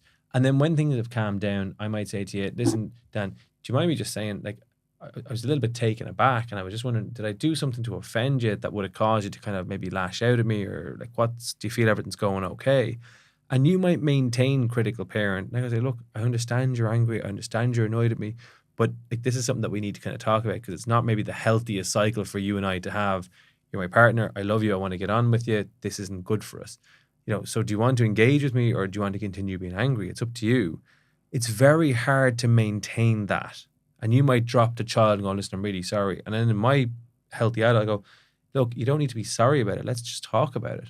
Let's try and figure this out. Like, we're partners. Let's work through this together. So we're both adult to adult. And if we can have those open communication pieces, then when you do something that steps on my toes, I can say to you, actually, Dan, like, that when you make that dinner, I hate broccoli. So I've asked you several times not to make, I don't know why you do that. And for you to kind of go, do you know what? You're right. You actually did say that to me. Sorry, that was my other question, just to jump in there as well. The overt nature of that is something I wouldn't be that familiar with in terms of the passive aggressive side, but that passive part of, like, I know she likes her steak medium rare, and there's some part of my discontent or malcontent is manifesting in, I'll overcook her steak a little bit, or I know she hates the towel in the bathroom floor and you leave it there. And it's not like a very conscious manipulating move, but it's an expression of, you know what you're doing. You know what you're doing. And I think there's a certain part of you as well that expects her to see that and acknowledge your emotion. Oh, he left the towel there. I'm really sorry, you must be upset. And that's not the correct expression of your emotion. So that, like, that, or the backhanded compliments people would be very familiar with, like somebody would say something they said something that wasn't an overt attack or overtly rude, but that they said it for a reason. Well, this is one of the reasons that relationships tend to break down or not be optimal, right? And so Alain de Botton talks a lot about this. It's this idea of romance and love. And we get our idea from the Romantic era poets, which is that if you love me, you know what I'm thinking, right? So I assume that you should read my mind. Yeah. So if I come in and go, oh, and you ignore that, like, that's me telling you that I'm not okay. Or you're like, do you want dinner? No. And because I gave you a short response, it's up to you now to investigate what's wrong with me. But that's the child. Yeah. Yeah. Are you okay? How was school? Fine, I don't want to talk about it. Yeah. Oh, what's wrong? And with a child, appropriately so, you maintain the parent, right? And you kind of help the child come up a little bit, right? But with the partner, that's kind of not really as appropriate. Do you know what I mean? Like, they need to learn to actually, do you know, work was actually really shit today. Yeah. It's actually really hard. I don't really want to talk about it. I just wanted to say that. And for your partner to go, well, listen, if you do want to talk about it, I'm here. And just get it out. Yeah. Do you know what I mean? Also, don't let your emotions then leak into your interaction with the person then. So I've said this thing, but it doesn't mean I can just be a miserable bollocks for the next day. Like, and that's where meta communication is really important. Yeah. It's like, so if I tell you as a partner, listen, actually, sometimes things come up for me, they're actually really difficult. I just want to say them, and here's the response I'd like from you. And, and I'm being super specific. And then you go, okay, that's great. I know that now. Yeah. So that when I come home and I'm like, listen, look, work was terrible. I really didn't enjoy it. You go, listen, I'm really sorry to hear that. I'm here if you want to chat to me, or if you want me to leave the house and go for a bit of a stroll or whatever and give you a bit of space, that's no problem. And I go, I'm being listened to. You actually get my emotional needs. But you can only do that if I tell you what how to meet them. Like, you can't just assume, oh, well, I'll get him a nice bottle of wine and make him a dinner. I don't want dinner. I'm annoyed by my day in work. Do you know what I mean? Because you've made assumptions about what I want and you're missing me. There's a disconnect. Yeah. Which is why talking about the relationship is so important. Like, the amount of couples that they have an argument and they don't speak for a day or two. How can people live like that? Yeah. Why? What kind of relationship is that? Like, is that the relationship you want for your children to have with their partners growing up? That they feel isolated and alone in their own relationship with people? People can learn skills. That's not a judgment. It's not that it's good or bad. Is it helpful or unhelpful? And the goal, again, of therapy is to learn, well, how do you learn to express yourself accordingly? Like, one of the therapists that work in the practice, he's excellent with relationships. He's so, so good.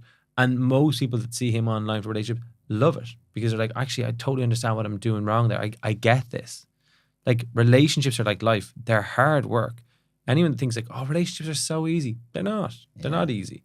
Like there's compromise, there's communication, there's mostly really good parts, but there's times where it's really hard and that's okay. But people need to learn skills to work through the hard times. Like anybody can relax their partner with a bottle of wine, a Chinese and Netflix. Like that's easy. But it's like, what do you do when your partner's maybe a little bit critical or a bit down or struggling or you're struggling? How do you bridge that? Like people don't have those skills. That's what therapy is for. Yeah. You do know the next step now is bringing your fiance on this podcast because there's people screaming, he's never been in a relationship. He doesn't know what he's talking about. That's not real life. No, but like it resonates a lot with me as well. And I'm sure Jill listening to this podcast can be laughing too because we've worked through this a lot for the last few years, like really trying to work on our meta communication. Yeah. And I'm heavily outgunned because she's an occupational therapist too. She's a great deeper understanding of the space than I do. But yeah, I'm sure a lot of people are very, very familiar with the symptoms of what you've described there. And that is empowering to understand that I often think of it as it's like your two avatars are fighting each other and you and your partner are reserved in this safe space and you're like sending your little avatar out to fight this battle. And if you were actually able to transcend that a little bit and really connect on a deeper level, one, it enhances, I cannot express how much it enhances your relationship and your connection with another human being. It's amazing, especially a romantic partner. Like it's an incredible connection. But two, it removes this constant fatigue of the battle, of trying to win the battle, and like this passive aggressiveness. It's tiring, like it's exhausting. Yeah. And then you tie that in with all of the other things you're dealing with in your life. It just becomes this insurmountable battle, and this like constant chronic fatigue sets in, and then it becomes a behavior, and then you're just stuck in the cycle of the behavior, and it goes on for years and years. So, and that's confidence. And I'm very lucky with my fiance in that she has a very good level of confidence, and will often bring up conversations where I take on a bit of it, like a normal human. I'm going, I don't want to talk about that. Yeah. And she's like, well, it's important we talk about it, and like short term, it can be a bit of a pain. And I'm sure there's certain things I bring up to her and she's like, oh, I don't want to talk about this. But like, as soon as we talk about it and it's done and dusted, like short term, it's probably not the easiest conversation to have sometimes, but like you're only going to have, 2 a year? Do you know what I mean? Depending on how the relationship is going, it's like 2 challenging conversations a year. And then that's it. And having hard conversations gives you an easy relationship. It's much easier because you just get each other. Communication is clear. It's like, But you can't expect to have a successful relationship if you don't communicate. But you need buy-in from 2 people. But even if one person can learn the skills, they can help the other person. Do you know what I mean? Like what your hypothesis is. You know what I mean? That we have the skills to help other people. The majority of people that come to us relationship, it's actually 50-50 men and women. Strangely enough. Okay. Do you know what I mean? And a lot of men are like, God, I don't know what to say to her. I'm actually getting really passive aggressive, and I actually kind of, I find myself really struggling. And they'll do things like they'll go like they'll go on dating apps, or they'll chat up random women, or they'll try and make more nights out with their friends to punish their partner because they know their partner doesn't like being alone, or do all these things. And there are some people that are thinking like, God, that's outrageous. And like, yes, some of that behavior is absolutely outrageous to me or to you listening to it, but to that person, that's just how they cope. And again, going to therapy is like, well, what's going on there? Like, how appropriate is that? Yeah. Like, would you like if your partner fell out with you and was chatting up random men or was jumping on Tinder to get a bit of attention? Well, probably not actually. Well, why are you doing it? Yeah. Do you know, and help people to understand that treat people as you want to be treated. And if you can help develop certain skills, your partner will learn certain skills and you have a much more fulfilling relationship. Again, as I said, you might have 1 or 2 difficult conversations a year, but it's worth it for a much easier life together, and it's a much healthier model to show your children. And then they kind of expect a bit more from their own relationships growing up, rather than just kind of settling for someone who's not going to treat them well. Yeah. So there's a legacy impact. Brilliant, yeah. And it's almost never about the dishwasher. It's almost always about a deeper fundamental human need. Yes. Okay, let's jump on to the next one, because you actually touched a couple of really good ones there. Generalized anxiety disorder. I feel like we covered a good bit of this in our therapy conversation, but is there anything specifically about generalized anxiety disorder that we should understand?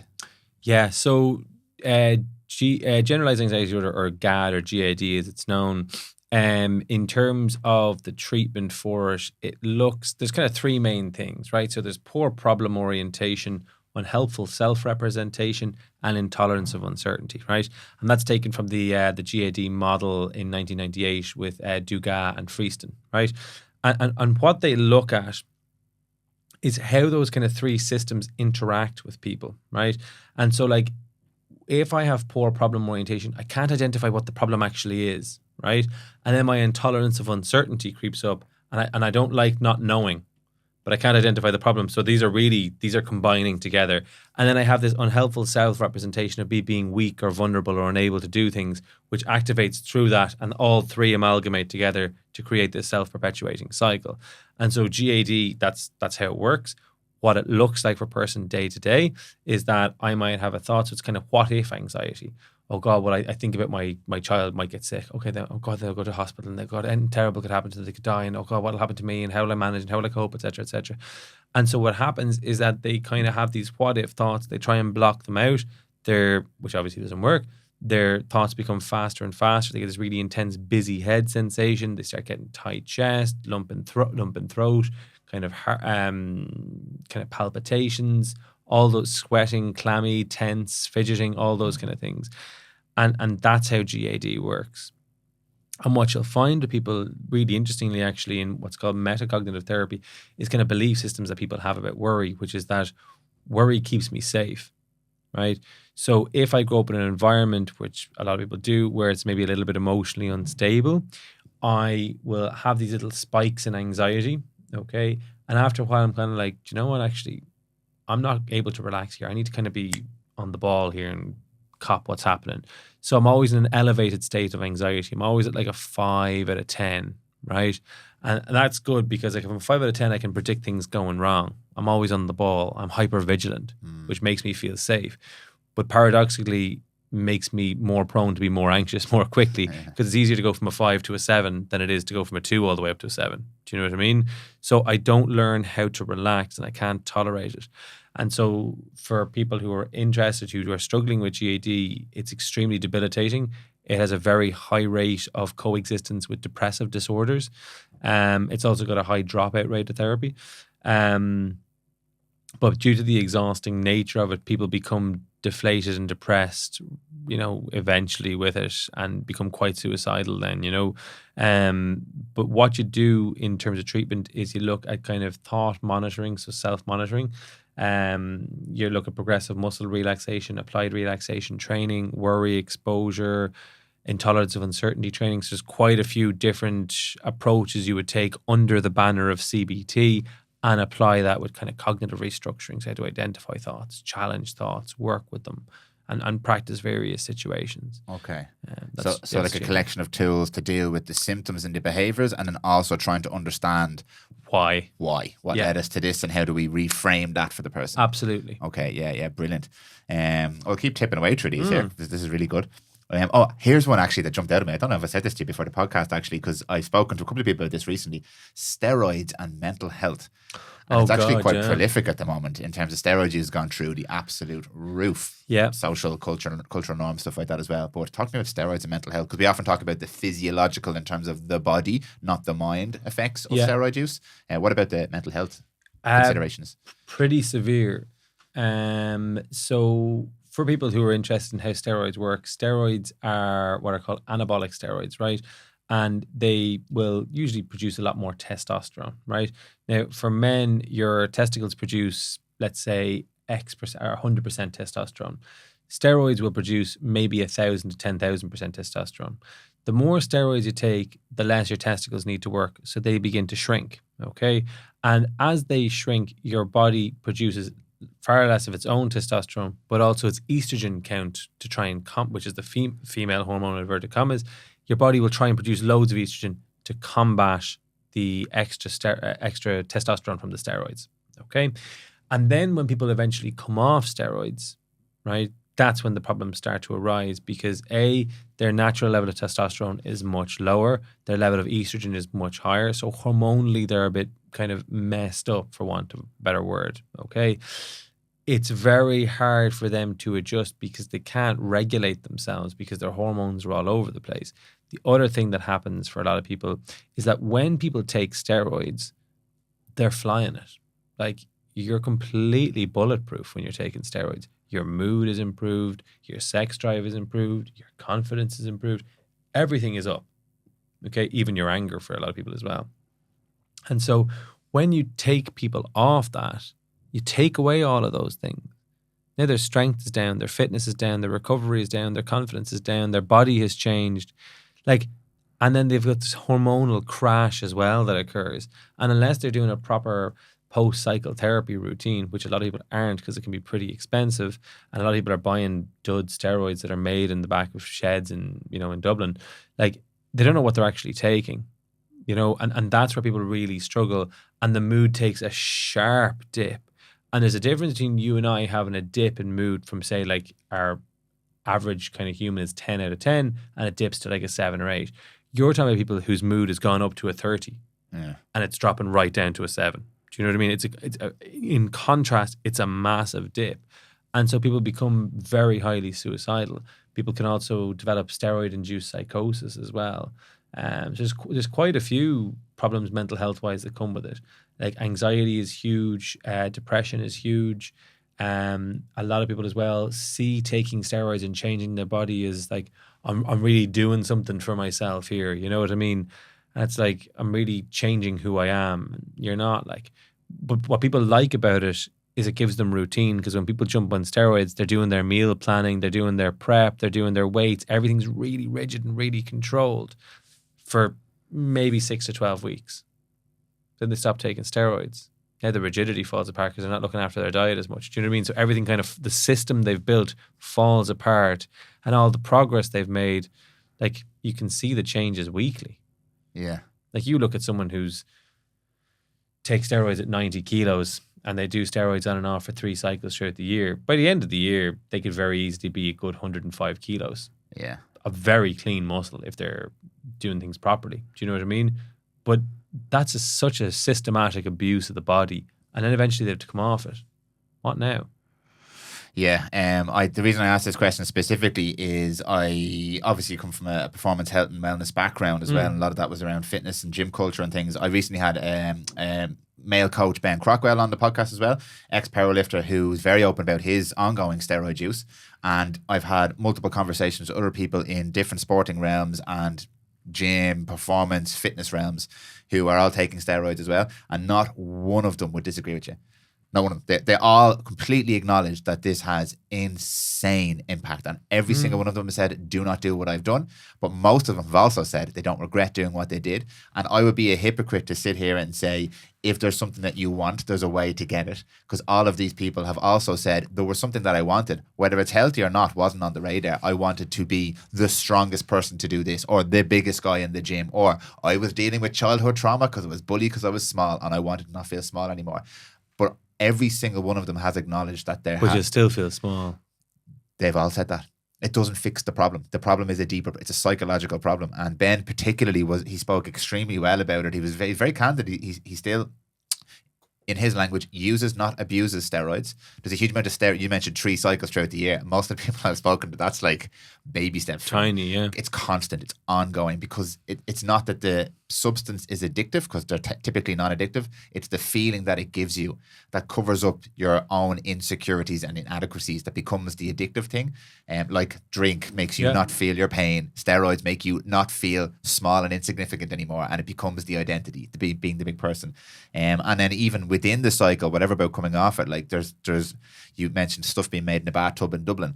There's tren, which is a whole different conversation. Trenbolone takes that 1,000% and you go to 50,000% in terms of aggression and anger and frustration, and it hyper exaggerates all those emotions. But you made an interesting point there, is that it changes your identity. Yeah. It doesn't, you see. It changes your physical form, and then people associate their physical form with who they are. Who they are, yeah. But you see, then the pressure is to maintain a physical form. Yeah. And and don't get me wrong, I'm not advocating the use of steroids, but I do understand that if you're on the verge of a multi-million euro contract with a massive football team or something like that, and that, is what gets people over the edge. I mean, look at Lance Armstrong. Do you know what I mean? I understand that there's a certain risk to reward thing, and I can understand why people would do it. Would I do it myself? I don't know. I'm not in the position.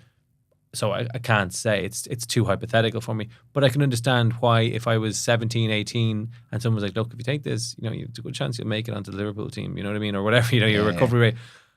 I'd say most 17-year-olds would struggle with that. And I think that's a very different conversation to talking about someone who's working out in their local gym, who's going to kind of fly fish 3 or 4 times a week. And, you know, it's not connected to their career or their path or their trajectory at all. And I think a lot of people are doing it because they've no sense of purpose. They've no sense of destiny. They've no sense of where they're going or direction. And if I jump on steroids and I do all my meal prep and I do everything perfectly, like I'm living a really super structured life because I'm taking responsibility for everything that I'm doing. So it comes back to responsibility. Oh, I'm doing my chicken fillets. I'm doing my white fish, you know, fish and rice cakes kind of guy, you know. And I'm doing all those things. I'm taking all the responsibility. I'm really looking after myself. My body's growing. I'm really developing. It's like I'm treating myself the way I should have always been treated. Yeah. It's like I'm trying to undo childhood wounds, but I'm not undoing it. The steroids are undoing it. And that's the problem. Eventually people come off steroids because when they're abusing it for so long, like what's that guy's name? Steve Mihalich was on that bodybuilding documentary years ago. He's a testosterone level of a 12-year-old girl. You know, how do you think any man's mental health would be if that was the case? One of the nodules of the clinic I worked in was the testosterone replacement therapy, the TRT clinic, like, and it was almost exclusively people who had been abusing steroids for long periods of time. Who now there were other people there for therapeutic reasons or whatever, but there was a huge amount of conversation around the sometimes irreversible and often seriously damaging long-term effects of steroid abuse. And I say abuse again because everything is just a thing. An SSRI is just a thing. It's just a tool. Alcohol is just a thing. It's the intent and how it's used has the outcomes. And any 17-year-old, myself and most likely yourself included, are in a position in life where we crave significance and respect and purpose and direction. And if somebody says to you, big biceps give you that, and here's something that can accelerate the process, it's very, very hard to turn away from that. Oh, absolutely. But I mean, like most teenagers, like I have a lot of teenagers in the clinic, like most teenage men, myself included, you're not thinking past the next 3 days. Yeah. You're like, what am I doing with my friends on Saturday? I'm doing that. Okay, cool. Yeah. And then that's it. You're just existing. Do you know what I mean? So most men don't think about the long-term consequences, especially from a young age, which is why you have people like Sam Sulek on TikTok. Yes. You have like a lot of people who are promoting PED use, performance-enhancing drug use.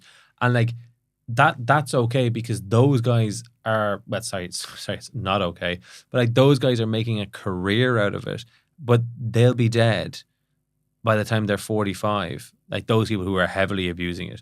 But if you talk to a teenager who's 17, you'll be dead by 40. They're like, sure, that's hundreds of years away. Yeah. Do you know what I mean? Like they look at me when they come in, they go, this guy is nearly dead. Like he's ancient. Yeah. Like I'm 33, but when I meet a 16-year-old, they're like, oh my God, how old? I might be the cardigan. Yeah, well, maybe so, yeah. I thought cable knit was coming back in. Maybe not when it's 25 degrees outside. But like, you know, when they meet me, they're like, oh my God, this guy is ancient. Yeah. So like if I say to them, listen, you know, like you'd be my age and you'd only have like 5-10 years left, they'd be like, oh my God, cruise it. Yeah. Lifetime. That's perfect. Yeah. So the perspective is lost. Yeah.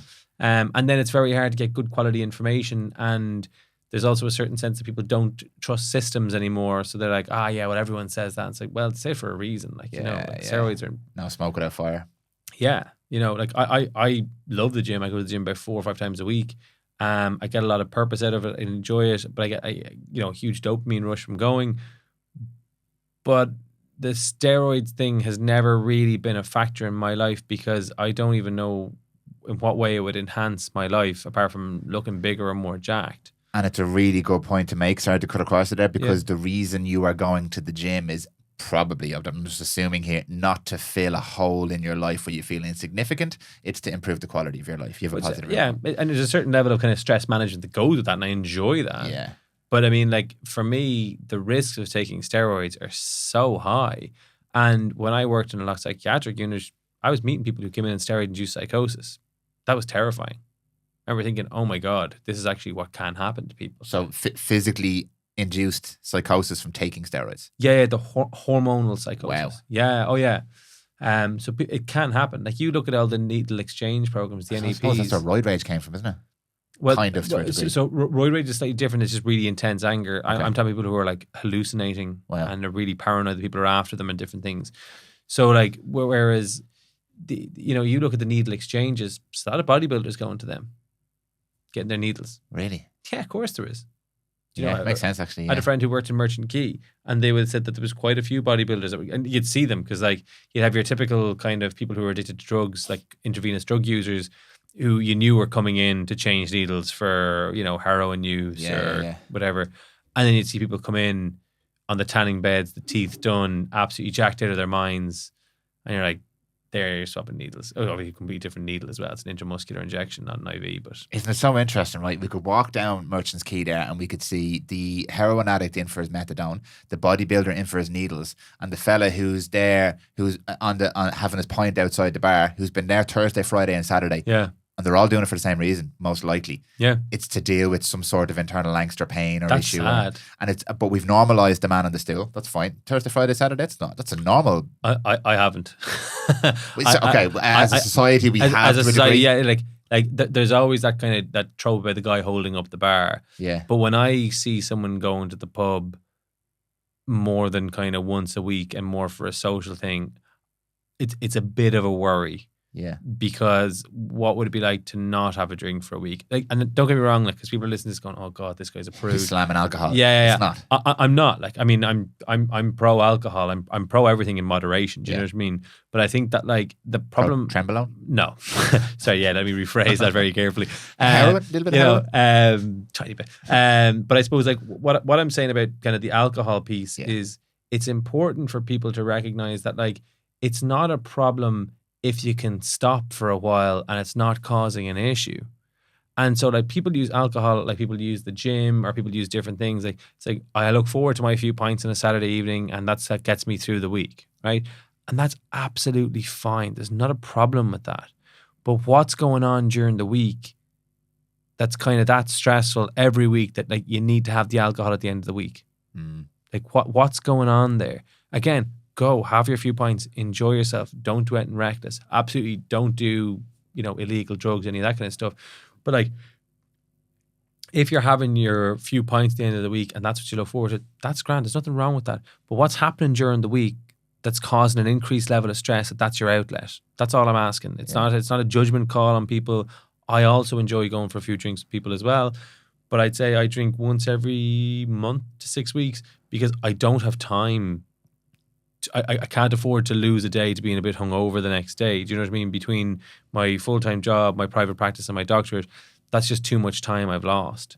And the intent is probably different. It's a social lubricant. It's not to escape just, the misery you know, of life. You meet your friends who you haven't seen in 6 And weeks it's and you're for catching up.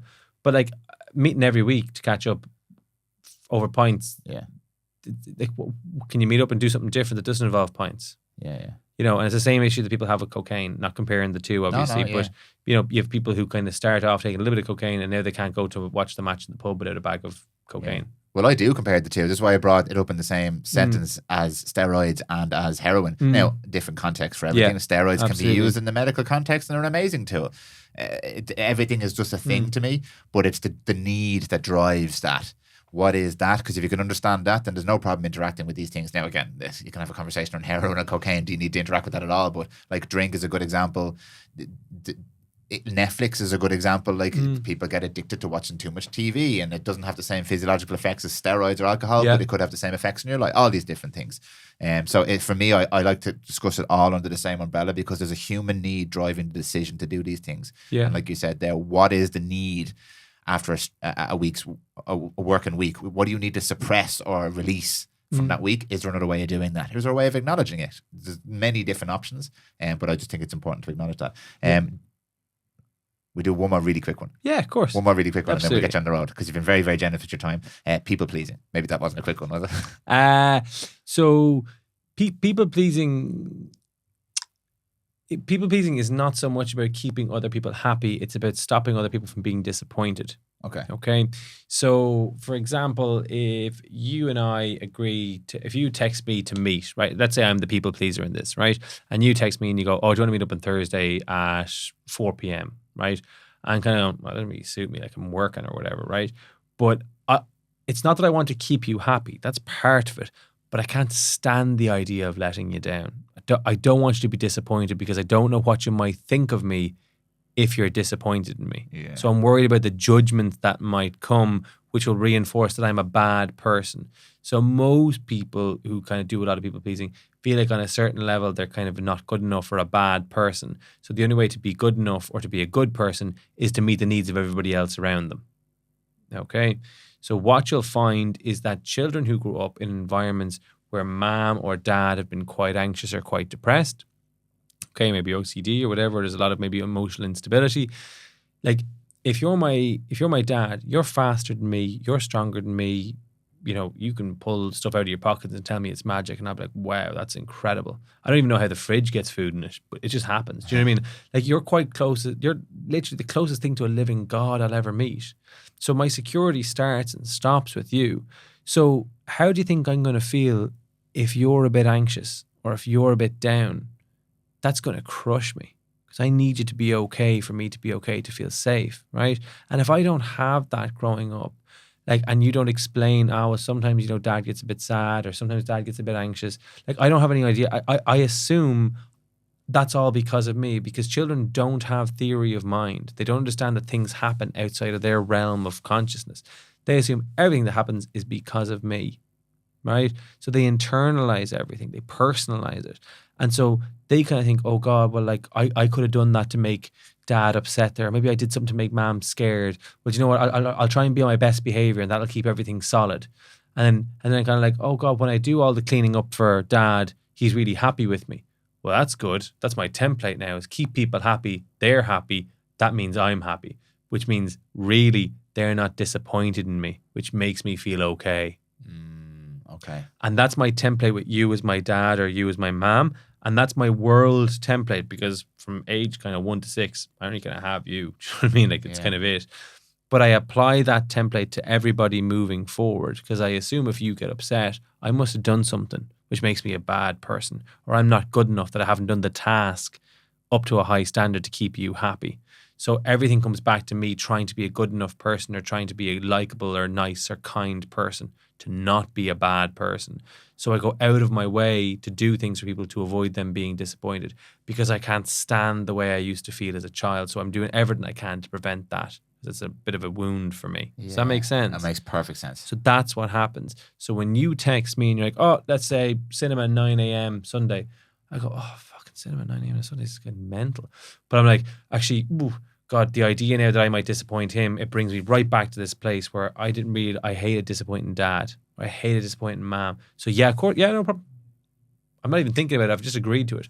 And next thing I know, I'm getting up on Sunday at 7:30 to get in the car to go meet you. I'm like, what's happened here? Like, how do I find myself in this position? Yeah. And I'm really annoyed at you, but it's not so much at you. I'm annoyed at myself, but I can't take that out and I really need to contain it to myself. And then I'm in the cinema and I'm like, oh God, this guy's made me come here to cinema. He didn't make it. I chose to. I can't stand when people say, oh, well, I had to do this. You didn't. You chose to. I had to pick my kid up from school. You could have left your kid there. Yeah. You could have. Yeah. Like, why did you pick your child up? Oh, because Tuesday will be on to me, or the school will be on to me. Right, well, you see, you made a choice. You made a choice to avoid a negative consequence. That's still a choice. Yeah. Do you know what I mean? But when people say, like, I have to do things, like, people please especially will say, like, oh, sure, I had to do it for Dan. Like, you know, he'd be the cinema by himself. That's okay. Why do you assume he wouldn't be okay with that? And it's really disempowering, isn't it, as well? Yeah. You are literally giving your power to everybody else. The word resentment's coming up there for me a lot as well. You start to resent the people, yourself, the decisions, the world, and you build this little bubble of negativity. That's responsibility. Yeah. I can't take responsibility for myself. Yeah.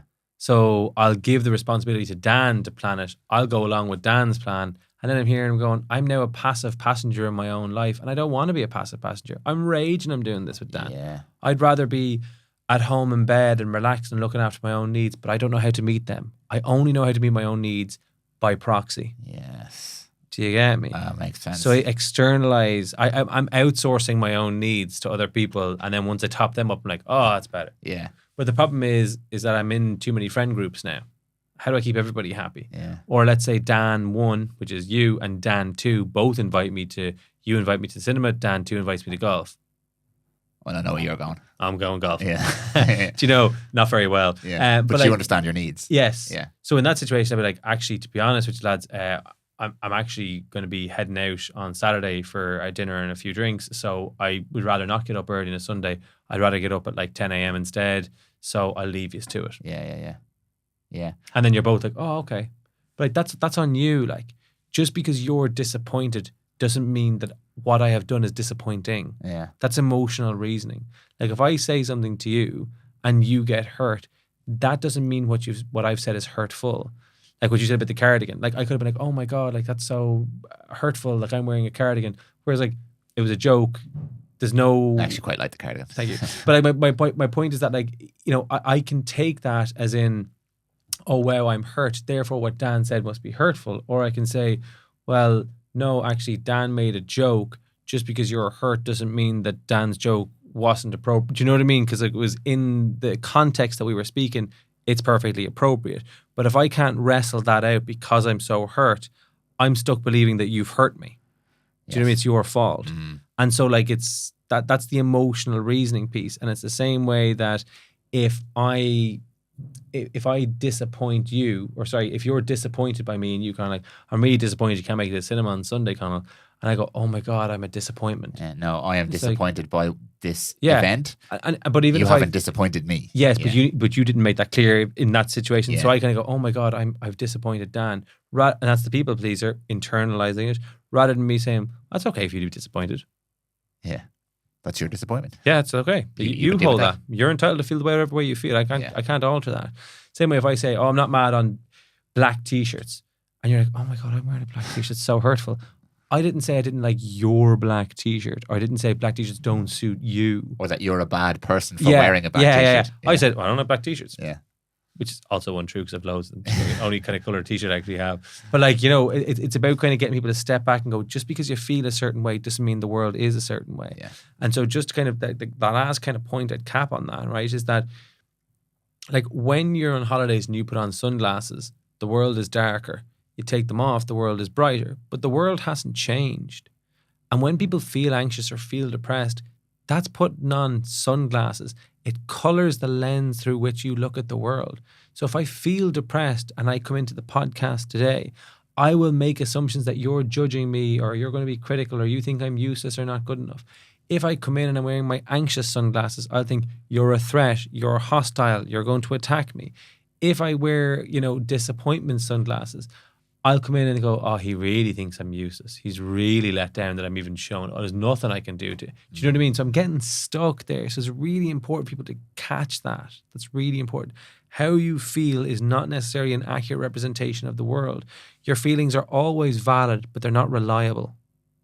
That's how I'd separate them for people. Like, you feel anxious, that's valid. You're entitled to feel that.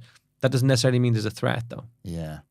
There's a big difference there. I think that is a lovely way to round up pretty much everything we've spoken about today. It's a very stoic philosophy as well. You are not your feelings, separate yourself from the emotion. I think that's a really, really great place to put it. I have so many more points on my list here, but I'm very, very conscious of how generous you've been with your time today.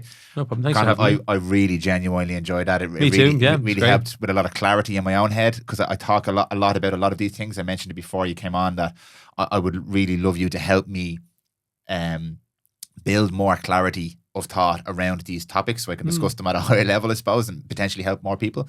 But yeah, I genuinely had such a good time there, despite the fact we were talking about things that are quite serious. It was really, really enjoyable for me. Before you go, because you're going to come back to do part 2 and potentially part 3 as well. But before you go, please, the trilogy. We've committed now, so we have to do 3. Was The Matrix 3, was that good? No, neither was 2. It was only 1. We'll see if we do 2 and 3. We'll see. Go with Lord of the Rings. It's a safer. We'll do 9. The original Star Wars or something. Yeah. We'll have spin-offs and all sorts of stuff. But before we do go, please let people know where they can find, number 1, your content online, and number 2, where they can reach out potentially if they feel like they need to, or that they might benefit from working with you. There we go. Quick becoming an acolyte. So for the content, the social media content, it's at cognitive, COGNITIVE _Conal, CONAL. And if people are interested in therapy, it's CBT for cognitive behavioral therapy. So cbtsolutions.ie. And just let people know as well, I suppose the clinical psychologists that work in the practice are also doing child and adolescent ADHD assessments as well. And we are looking at developing out child autism screening and adult autism screening as well. So if people are interested, or for cognitive assessments, people can get in touch there at cbtsolutions.ie as well, and happy to have calls and talk people through it. Brilliant.